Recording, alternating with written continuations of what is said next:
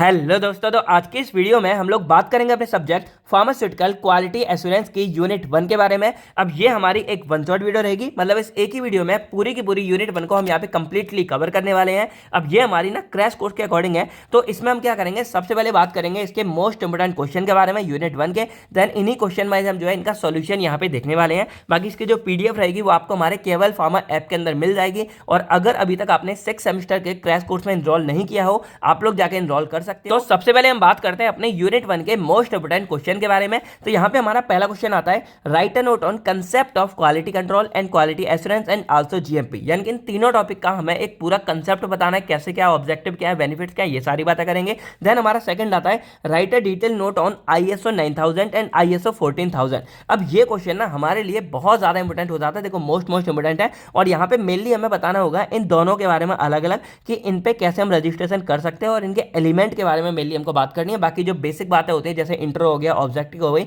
ये सब तो हम हर एक टॉपिक में इंक्लूड करने वाले हैं। देन हमारा नेक्स्ट क्वेश्चन आता है, right a detail note on ICH guidelines including QSEM and ICH stability testing guideline. अब देखो मेनली हमको ICH गाइडलाइंस के बारे में बात करनी है कि ये हमारी गाइडलाइंस होती ही क्यों है और क्या होती हैं, कैसे आई हैं। और इसके अंदर बेसिकली ये 4 तरह की गाइडलाइंस आती है, QSEM, इनके बारे में बात करेंगे। और इसमें जो मेनली हमारी यहाँ पे स्टेबिलिटी वाली गाइडलाइंस होती हैं वो काफी बार आती हैं। तो ये सारे की सारी बातें आज हम इस वाले टॉपिक में करेंगे। देन हमारा आखिरी क्वेश्चन आता है, राइट अ नोट ऑन। अब इसके अंदर 3 हमारे मेन आते हैं, जैसे टोटल क्वालिटी मैनेजमेंट। अब ये जो टॉपिक है ना, ऐसा नहीं है कि बहुत ज़्यादा डिटेल्स में आते हैं, लेकिन आते हैं तो उसी के अकॉर्डिंग हम यहाँ कवर करेंगे कि हमारे टोटल क्वालिटी मैनेजमेंट यानी कि TQM क्या होता है, इसके बहुत सारे वेरियस एलिमेंट्स होते हैं जिनके बारे में हमें मेनली बात करनी होती है। देन हमारा क्वालिटी बाई डिज़ाइन आता है और इसके भी हमारे मेनली एलिमेंट्स होते हैं जिनके बारे में हमें बात करनी है। और एक छोटा सा हमारा टॉपिक आता है NAVL एक्रीडिटेशन, तो इसके बारे में भी हम जो है इस वीडियो के एंड में अच्छे से बात कर लेंगे।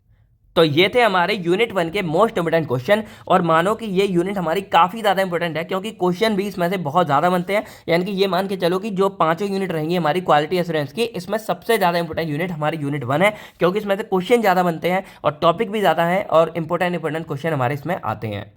तो अब हम क्या करेंगे, अपने क्वेश्चनों को स्टार्ट करने से पहले एक पैसे ब्रीफ इंट्रो जानते हैं, क्योंकि ये हमारी पहली वीडियो है क्वालिटी एश्योरेंस की। तो ये जो सब्जेक्ट है हमारा, ये एक्चुअल में होता क्या है और हमसे कहना क्या जाता है, क्योंकि एक बार अगर हमारा यहाँ पे ब्रीफ इंट्रो क्लियर हो गया कि क्या है बेसिक फंडा, देन हमारे यहाँ पे क्या होगा, ये सारे क्वेश्चन हमारे ऑटोमेटिक क्लियर हो जाएंगे। तो अगर हम नाम से समझे तो हमारे सब्जेक्ट का नाम क्या है, फार्मास्यूटिकल क्वालिटी एश्योरेंस। यानी कि यहाँ पे 3 वर्ड हमारे आ रहे हैं, फार्मास्यूटिकल आ रहा है, क्वालिटी आ रहा है और एश्योरेंस आ रहा है। तो सबसे पहले हम बात करते हैं क्वालिटी के बारे में। अब देखो क्वालिटी एक्चुअल में क्या होता है, तो क्वालिटी अगर मैं आपसे बोलूँ कि कोई चीज की अगर हम बोलते हैं कि भाई क्वालिटी कैसे, इसका मतलब क्या है कि उसमें कोई डिफेक्ट ना हो, वो प्योर फॉर्म में हो या उसका स्टैंडर्ड हाई हो। अब जैसे एग्जांपल देखो, तो मान लो ये हमारा एक एप्पल का फोन है, ठीक है। और एप्पल के फोन की खासियत क्या होती है कि लोग ये मानते हैं कि ये फोन ना हमारा काफी ज्यादा अच्छा होता है। यानी कि अब अगर देखोगे तो ये iPhone 12 है और इसको लॉन्च हुए भी अगर देखोगे आज कितनी साल चल रही, मतलब कम से कम 5-6 साल हो गए, लेकिन उसके बावजूद भी क्या है कि आज तक ये हमारा सही है, कोई खराबी नहीं आई है, अच्छे से काम कर रहा है। तो यहाँ पे क्या फ्लेक्स नहीं मार रहा हूँ, यहाँ पे मैं क्या बताना चाह रहा हूँ कि हाँ इसकी क्वालिटी हमारी अच्छी है। तो अब क्वालिटी वर्ड से आप क्या समझ रहे हो कि क्वालिटी वर्ड हमारा जिसके आगे भी लग जाता है उसका मतलब यह है कि उस चीज में हमारी कोई भी डिफेक्ट नहीं होगा, वो हमारा प्योर फॉर्म में प्रेजेंट होगा और उसका जो स्टैंडर्ड है वो हमारा काफी हाई होगा। और इनको कैसे हम बताएंगे कि ये होता है एक्चुअल में, तो वो हमारा स्टेबल रहेगा लॉन्ग टाइम तक। यानी कि अगर कोई भी हमारा ऑब्जेक्ट है, कोई भी चीज़ है जो हमारी लंबे टाइम तक टिकी रहती है, लंबे टाइम तक खराब नहीं होती है, उसी को हम बोलते हैं क्वालिटी। अब जैसे ही हमारा आईफोन है, तो भाई लंबे टाइम से ये भी हमारा बढ़िया चल रहा है, यहाँ पे कुछ भी देखोगे सब कुछ ठीक चल रहा है इसमें, ठीक है। अब ऐसे ही मान लो कि इसकी जगह मेरा कोई उस टाइम का फोन होता जो मैंने एंड्रॉयड में लिया होता, सैमसंग के अलावा कोई और होता, मान लो Vivo Oppo आते हैं, तो बहुत चांस है कि अब तक वो खराब हो गया होता और उसमें बहुत सारे रुपए हमारे ऊपर से लगाने पड़ रहे होते। और अगर मैं अब इसको मार्केट में बेचने भी जाऊंगा तो ये अभी भी अच्छे खासे रुपए में चला जाएगा, लेकिन वो बिल्कुल भी रीसेल वैल्यू नहीं देगा। तो वहां पे क्या क्लियर हो रहा है कि ये फोन, हाँ इसकी क्वालिटी अच्छी है, तो ये अच्छा चल रहा है आज तक, और जो वो होगा उसकी क्वालिटी हमारी अच्छी नहीं है। तो यहाँ किस चीज पे डिसाइड हो रही है क्वालिटी, की वो चीज हमारी लंबे टाइम तक स्टेबल रहती है, यानी कि लंबे टाइम तक अपना काम करती रहे। यानी कि अगर हम सिंपल डिफाइन करें तो क्वालिटी हमारी एक्चुअल में क्या होती है, कोई भी चीज जो अच्छी हो, यानी कि अच्छा भी हो और वो लंबे टाइम तक चले। अब यहाँ पे बात की जाए तो ये होगी क्वालिटी की, भाई कोई कोई भी चीज़ हमारी स्टेबल हो, अच्छी हो, लंबे टाइम तक चले। लेकिन यहाँ किसके बारे में हम बात करते हैं, क्वालिटी। तो यहाँ पे हमारा आगे वर्ड लगा होता है फार्मास्यूटिकल। अब देखो फार्मास्यूटिकल वर्ड हमारा सिंपल रिलेटेड होता है फार्मेसी से, और फार्मेसी के अंदर मेनली क्या होते हैं, हमारी दवाइयों के बारे में बात करती हैं। तो दवाइयाँ जो हम बनाने वाले हैं उनके रॉ मटेरियल को ले लो, दवाइयों के लिए जो एक्सिपिएंट की रिक्वायरमेंट है उनको ले लो, या दवाइयों में जो हम पैक करेंगे पैकेजिंग मटेरियल हो गया, या हमारी कोई प्रोसेस होगी दवाइयों को बनाने के लिए, या हमारा जो फाइनल प्रोडक्ट बनेगा यानी कि हमारी कोई ड्रग या मेडिसिन होगी, इसके बारे में बात करते हैं। अब इसके बारे में क्या बात करेंगे कि ये जो ड्रग्स और मेडिसिन है इनकी क्वालिटी को हम चेक करते हैं कि इनकी क्वालिटी कैसी होनी चाहिए, और इनकी क्वालिटी हमारी कब अच्छी होगी। तो पहला काम यही मैं हमेशा से कहता हूं कि अगर हम कोई भी दवाई, टैबलेट या मेडिसिन कुछ भी बना रहे हैं तो उसका पहला मोटिव ये होना चाहिए कि वो हमारी बॉडी में जाके कोई भी नुकसान ना करे। क्योंकि अगर उसने साइड इफेक्ट कर दिया, मान लो आपने सर के दर्द के लिए खाई और उसने पेट में दर्द शुरू कर दिया, तो वो वहां पे काम खराब हो गया। तो पहला काम क्या होना चाहिए, आपकी कोई भी जो मेडिसिन है वो आपकी बॉडी में जाके नुकसान ना करें। तो जब नुकसान नहीं करेगी तब क्वालिटी अच्छी होगी। दूसरा, कोई साइड इफेक्ट ना हो, कोई भी एडवर्स इफेक्ट ना हो, ये उसके मेन काम होते हैं। और उसके बाद जब वो हमारी बॉडी में जाके कोई नुकसान नहीं करेगा, देन आता है उस दवाई का काम। यानी कि अब वो अगर मेडिसिन हमारी बॉडी में जा रही है तो हमारी बॉडी में जाके कैसा इफेक्ट दिखाएगी, यानी कि हमारी बॉडी में कैसा काम करेगी और अपना एक्शन प्रोड्यूस करेगी, यानी कि कितनी इफेक्टिव है। अब इस चीज पर डिसाइड होती है उसकी क्वालिटी। यानी कि सिंपल है कि अगर कोई भी हमारा फार्मास्यूटिकल है, यानी कि कोई प्रोडक्ट है, कोई रॉ मटेरियल है, कोई एक्सिपिएंट है, कुछ भी हमारा XYZ जो फार्मास्यूटिकल्स है कनेक्टेड है, वो हमारा नुकसान ना दे हमारी बॉडी में जाके, हमारी बॉडी में अपना अच्छा इफेक्ट दे और अपना काम अच्छे से प्रोड्यूस करे। और अगर वो स्टोरेज यानी कि मान लो 2 साल तक अगर दवाई रखी रहती है तो वो खराब ना हो। तो जब किसी भी ड्रग में ये सारी क्वालिटी प्रेजेंट होगी, ये सारी चीजें प्रेजेंट होगी, तभी हम बोलेंगे कि वो हमारी क्वालिटी वाली दवाई है। और तो ये जो सब्जेक्ट है पूरा, इसका आखिरी वर्ड हमारा आता है एश्योरेंस। तो एश्योरेंस का मतलब होता है संतुष्ट करना, यानी कि सेटिस्फाई करना। यानी कि हम ये एश्योर करते हैं कि वो चीज हमारी सही है या नहीं है सही है। और इसको एश्योर कैसे करेंगे, हम उसकी क्वालिटी को चेक करके। यानी कि ये मान लो मेरी दवाई मेडिसिन है और इसके बारे में मैंने ये सारी बातें बोली, तो मैं इस पूरे सब्जेक्ट में स्टडी करता हूं कि क्या ये जो सारी बातें मैंने दवाई के बारे में बोली है वो एक्चुअल में सही है या नहीं है। अगर ये सही रहेंगी तो हाँ मैं बोलूंगा कि मेरे ड्रग की क्वालिटी परफेक्ट है, और अगर ये गलत रहेंगी तो मैं बोलूंगा कि ये प्रोडक्ट हमारी खराब है। तो ये पूरा सब्जेक्ट एक्चुअल में काम क्या कर रहा है, तो इसके काम को कुछ इस तरह समझ सकते हो कि मान लो ये आईफोन है मेरा, और मैंने बोला कि इसकी ये सारी बात है कि लंबे टाइम तक चलेगा, ये सब चलेगा।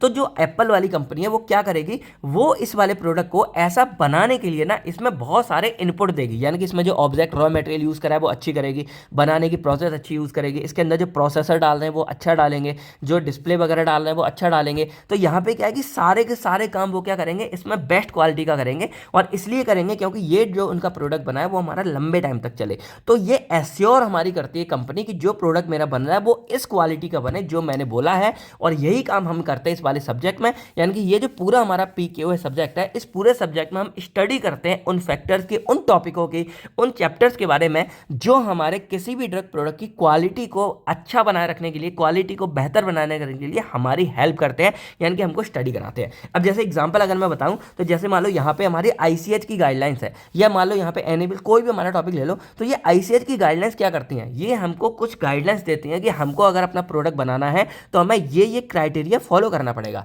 और अगर मैं इन क्राइटेरिया को फॉलो करूंगा तो जो मेरा प्रोडक्ट है वो बेस्ट क्वालिटी का बनेगा जैसा मैंने सोचा था। तो यहाँ पे क्या हो रहा है कि इस सब्जेक्ट के अंदर मैंने पढ़ा ICH गाइडलाइंस के बारे में, और उन गाइडलाइंस ने मुझे क्या बताया कि आपको प्रोडक्ट कैसे बनाना चाहिए कि आपकी क्वालिटी बेस्ट हो। तो यहाँ पे क्या हो रहा है कि ओवरऑल सब्जेक्ट में हम यही जानते हैं कि हमारी कोई भी चीज़ है उसकी क्वालिटी कैसे बेस्ट रहे, कौन सी चीज़ फार्मास्यूटिकल क्वालिटी की। तो आई होप अब आपको समझ आ रहा होगा कि इस पूरे सब्जेक्ट में बेसिकली हम बात करते हैं अपने कुछ ऐसे टर्म कंडीशन या ऐसी गाइडलाइंस के बारे में, या ऐसे सिस्टम के बारे में जो हमारे ड्रग की या मेडिसिन की या कोई भी फार्मास्यूटिकल्स की क्वालिटी को बेस्ट बनाए रखने में हमारी हेल्प करते हैं कि वो चीज़ हमारी बेस्ट बनी रहे। तो आई होप अब आपको जो है पूरे सब्जेक्ट का एक ब्रीफ इंट्रो समझ आ गया होगा। शायद इससे बेस्ट आपको ना समझ आए कि भाई ये पूरा सब्जेक्ट हमारे किस बारे में और क्या बात करता है। तो अगर मैं डिफाइन करें तो कैसे कर सकते हैं कि pharmaceutical quality assurance PKO is deal with ensuring, यानी कि ये इंश्योर करता है हमारे किसी भी फार्मास्यूटिकल प्रोडक्ट की क्वालिटी बेस्ट बनी रहे, जो मैंने बोला था कि भाई अपना काम अच्छे रहे, उसके बाद वो सेफ रहे, यानी कि कोई भी साइड इफेक्ट नुकसान ना पहुंचाए, और इसके अलावा उसकी एफिकेसी यानी कि अपना इफेक्ट भी अच्छा दे, जिस पर्पज के लिए उसको बनाया गया है वो पर्पज भी अपना पूरा करे।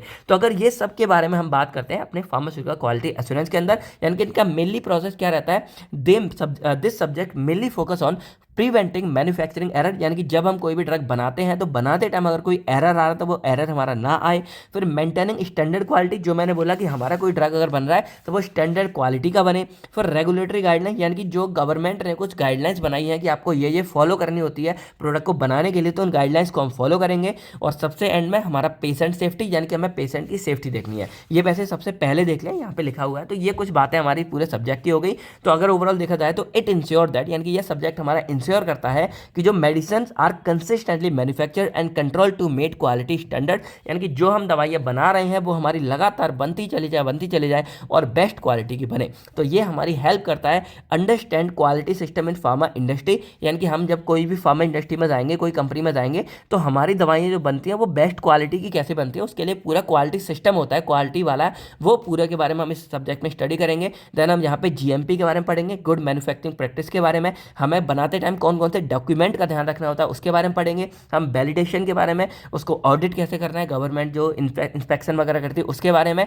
और अगर कहीं पर कोई डिफेक्टिव मेडिसिन बन रही है तो उसको कैसे रोका जाए, और रेगुलेटरी गवर्नमेंट के द्वारा कैसे हम इसको करेंगे मेंटेन, और पब्लिक हेल्थ हमारी बेटर बनती रहे। इस सब के लिए हम जो है सब्जेक्ट के लिए रिलाय होते हैं। अब इसके बारे में अगर एप्लीकेशन के बारे में बात करें तो pharmaceutical quality assurance ensure that raw material and finished product comply with approve quality standard, यानी कि जो हमारा यहाँ पे रॉ मटेरियल जो हमको चाहिए और जो हमारा फिनिश्ड प्रोडक्ट है यहाँ से लेकर यहाँ तक की सारी चीज़ें हमारी जो है क्वालिटी स्टैंडर्ड को सेट करे। भाई सिंपल सी बात है, अगर मान लो ये मैंने देखा मोबाइल बना, ठीक है, अब इसके पीछे ना ये ग्लास पैनल है, अब मैं बोल रहा हूँ कि ये मोबाइल मेरा बेस्ट क्वालिटी का है, तो बेस्ट क्वालिटी का बनने के लिए क्या हो रहा है कि इसके पीछे की जो मतलब ग्लास पैनल लगा है ना, ये भी बेस्ट क्वालिटी का हो। मान लो मैंने बोला मोबाइल तो बेस्ट है, लेकिन ये ग्लास पैनल मैंने बेकार लगा दिया, और बेकार क्या है, मान लो मैं ऐसे मार रहा हूँ तो इसमें भी ये ग्लास पैनल मेरा टूट जाता है। तो अगर ये टूट जाता है तो ग्लास पैनल बेकार था, यानी कि जिसको बनाने के लिए मेरा जो रॉ मटेरियल था अगर वो मेरा बेकार रहेगा तो फाइनल प्रोडक्ट भी मेरा बेकार बनेगा। इसीलिए क्या होता है कि जब भी हम अपना कोई ड्रग प्रोडक्ट बनाते हैं तो उसके लिए हमें स्टार्टिंग से, यानी कि जो उसको बनाने के लिए रॉ मटेरियल चाहिए,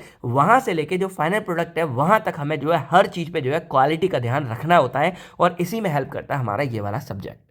देन हमारी इसकी एप्लीकेशन आती है, it ensure manufacturing is carried out according to GMP. अब देखो गुड मैन्युफैक्चरिंग प्रैक्टिसेस क्या है कि हमारी गवर्नमेंट के द्वारा बनाई गई कुछ हमारी गाइडलाइंस हैं, और वो हमको ये बताती है कि अगर आपको कोई ड्रग बनाना है या कोई भी चीज़ बनानी है तो उसको कैसे कैसे बनाओगे, कौन कौन से स्टैंडर्ड आपको फॉलो करने पड़ेंगे, वो हमको बताता है। तो अगर हम उसी स्टैंडर्ड के अकॉर्डिंग उसी गाइडलाइंस को फॉलो करके अपना प्रोडक्ट बनाते हैं तो ऑब्वियसली बात है कि हमारा प्रोडक्ट जो है बेस्ट क्वालिटी का बनेगा, सिंपल सा बात है। Then approve standard operating procedure, हमको एसओपी जो स्टैंडर्ड गवर्नमेंट के द्वारा अप्रूव हमारे कुछ प्रोसीजर होते हैं, मेथड होते हैं, उन्हीं को फॉलो करते हैं। अब जैसे चाय बनाने के लिए अलग अलग मेथड है, कोई कहते हैं कि दूध पहले डालो, कोई कहता है पानी पहले डालो, उसमें चाय पत्ती डालो, उसमें ये डालो, तो इसका कोई स्टैंडर्ड नहीं है। लेकिन मेडिसिन में अगर हम ऐसे करेंगे ना, कोई चीज़ कम ज़्यादा ऊपर नीचे कर देंगे तब भी गड़बड़ हो जाती है। तो वहाँ के लिए हमारा एक स्टैंडर्ड प्रोसीजर होता है कि पहले हमको ये मिलाना है, देन इसमें ये मिलाना है, तो हमें वैसे ही फॉलो करना पड़ेगा। फिर it maintain proper documentation and validation, और जब भी हम बनाएंगे तो हमें उसके लिए प्रॉपर डॉक्यूमेंटेशन तैयार रखने पड़ेंगे, ये होता है। Then it help in preventing error, ये हमें एरर को रोकने में हेल्प करते हैं। Effective deviation handling and CP, यानी कि पूरे हमारे इसके मेथड बने होते हैं, करेक्टिव एंड प्रिवेंटिव एक्शन, उसके थ्रू हम यहाँ पे एरर को रोकते हैं। Then it ensure regulatory comply, बाकी जो गवर्नमेंट के द्वारा अप्रूव कंप्लाई उसमें हमें ये फॉलो करना होता है, जिससे हमारी जो प्रोडक्ट की क्वालिटी है वो मेंटेन रहे जब तक वो पेशेंट के पास नहीं पहुंचती। तो ये था हमारा एक पूरा ब्रीफ इंट्रो क्वालिटी एश्योरेंस के पूरे सब्जेक्ट के बारे में, और ये हमारा पहला पूरा चैप्टर था। अब हम बात करते हैं अपने क्वेश्चंस के बारे में, यानी कि अब हम जो अपने क्वेश्चन वाइज सारी चीजें देखने वाले हैं, ठीक है। तो अपने क्वेश्चनों को स्टार्ट करेंगे, उससे पहले आपको क्या करना है, जो क्वालिटी एश्योरेंस हमारा पूरा सब्जेक्ट है, फार्मास्यूटिकल क्वालिटी एश्योरेंस है, ये मैंने पूरा आपको समझा दिया। तो अब आपको क्या करना है, इसकी डेफिनेशन कमेंट करके लिखनी है कि भाई आप इस पूरे सब्जेक्ट को क्या समझते हो और कैसे आप इसको डिफाइन कर सकते हो। बाकी चलिए अब अपने क्वेश्चन के बारे में बात करते हैं, लेकिन उससे पहले हेलो दोस्तों, कैसे आप सभी लोग, आई होप आप सभी लोग बहुत बहुत अच्छे होंगे। तो मेरा नाम है आकाश कुमार, स्वागत करता हूं मैं आप सभी के प्यारे चैनल केयरवेल फार्मा में। तो बस आपसे रिक्वेस्ट है कि अगर अभी तक आपने अपने इस चैनल को सब्सक्राइब नहीं किया हो तो सब्सक्राइब कर लो, आप ही लोगों का चैनल है, बाकी वीडियो को लाइक करके शेयर जरूर कर देना। तो अब हमारा यहाँ पे पहला क्वेश्चन आता है, discuss the definition and concept of quality assurance, quality control and GMP, यानी कि इन तीनों के बारे में अब जो है हमको डेफिनेशन, कंसेप्ट और सब कुछ यहाँ बताना है, जो जो जरूरी बातें होती है। तो सबसे पहले हम यहाँ बात करते हैं अपने क्वालिटी एश्योरेंस के बारे में। अब देखो क्वालिटी एश्योरेंस को सिंपल डिफाइन करें तो quality assurance is concern with preventing mistake during pharmaceutical manufacturing, यानी कि देखो जो मैंने आपको बेसिक बताया था कि यहाँ पे एश्योरेंस का मतलब क्या होता है, हम ये संतुष्ट करते हैं, सेटिस्फाई करते हैं कि जो हमारा प्रोडक्ट बन रहा है वो एक बेस्ट क्वालिटी का बन रहा है या नहीं बन रहा है, और वो बेस्ट क्वालिटी का कैसे बनेगा, हमें उसमें मिस्टेक को रोकना है। और यही है कि जो हमारा क्वालिटी एश्योरेंस है वो कंसर्न करता है हमारे किसके साथ में, कि हम कोई भी प्रोडक्ट को बना रहे होते हैं, यानी कि मैन्युफैक्चर फॉर्मुलेट जब कर रहे होते हैं तो हमें क्या करना है, उसके मिस्टेक को रोकना है कि भाई उसको बनाते हैं कोई मिस्टेक ना हो जाए। यानी कि ये इंश्योर करता है कि जो हमारा फार्मास्यूटिकल प्रोडक्ट बन रहा है उसकी क्वालिटी हमारी अच्छी हो, यानी कि प्रोडक्ट हमारा सेफ बने, प्रोडक्ट हमारा इफेक्टिव बने, प्रोडक्ट हमारा एक्सेप्टेबल बने। जो मैंने बातें पहले बताई थी इंट्रो में वही सारी बातें यहाँ आएंगी। तो अगर ओवरऑल डिफाइन किया जाए तो क्वालिटी एश्योरेंस एक हमारा प्लेन एंड सिस्टमिक एक्टिविटी है, यानी कि पूरा प्री प्लान होता है और एक पूरी एक्टिविटी है जो इंश्योर करती है कि जो मेरा प्रोडक्ट बनेगा फार्मास्यूटिकल का वो मेरा कंसिस्टेंटली बनेगा और अच्छा बनेगा, क्वालिटी सब बेस्ट बनेगी।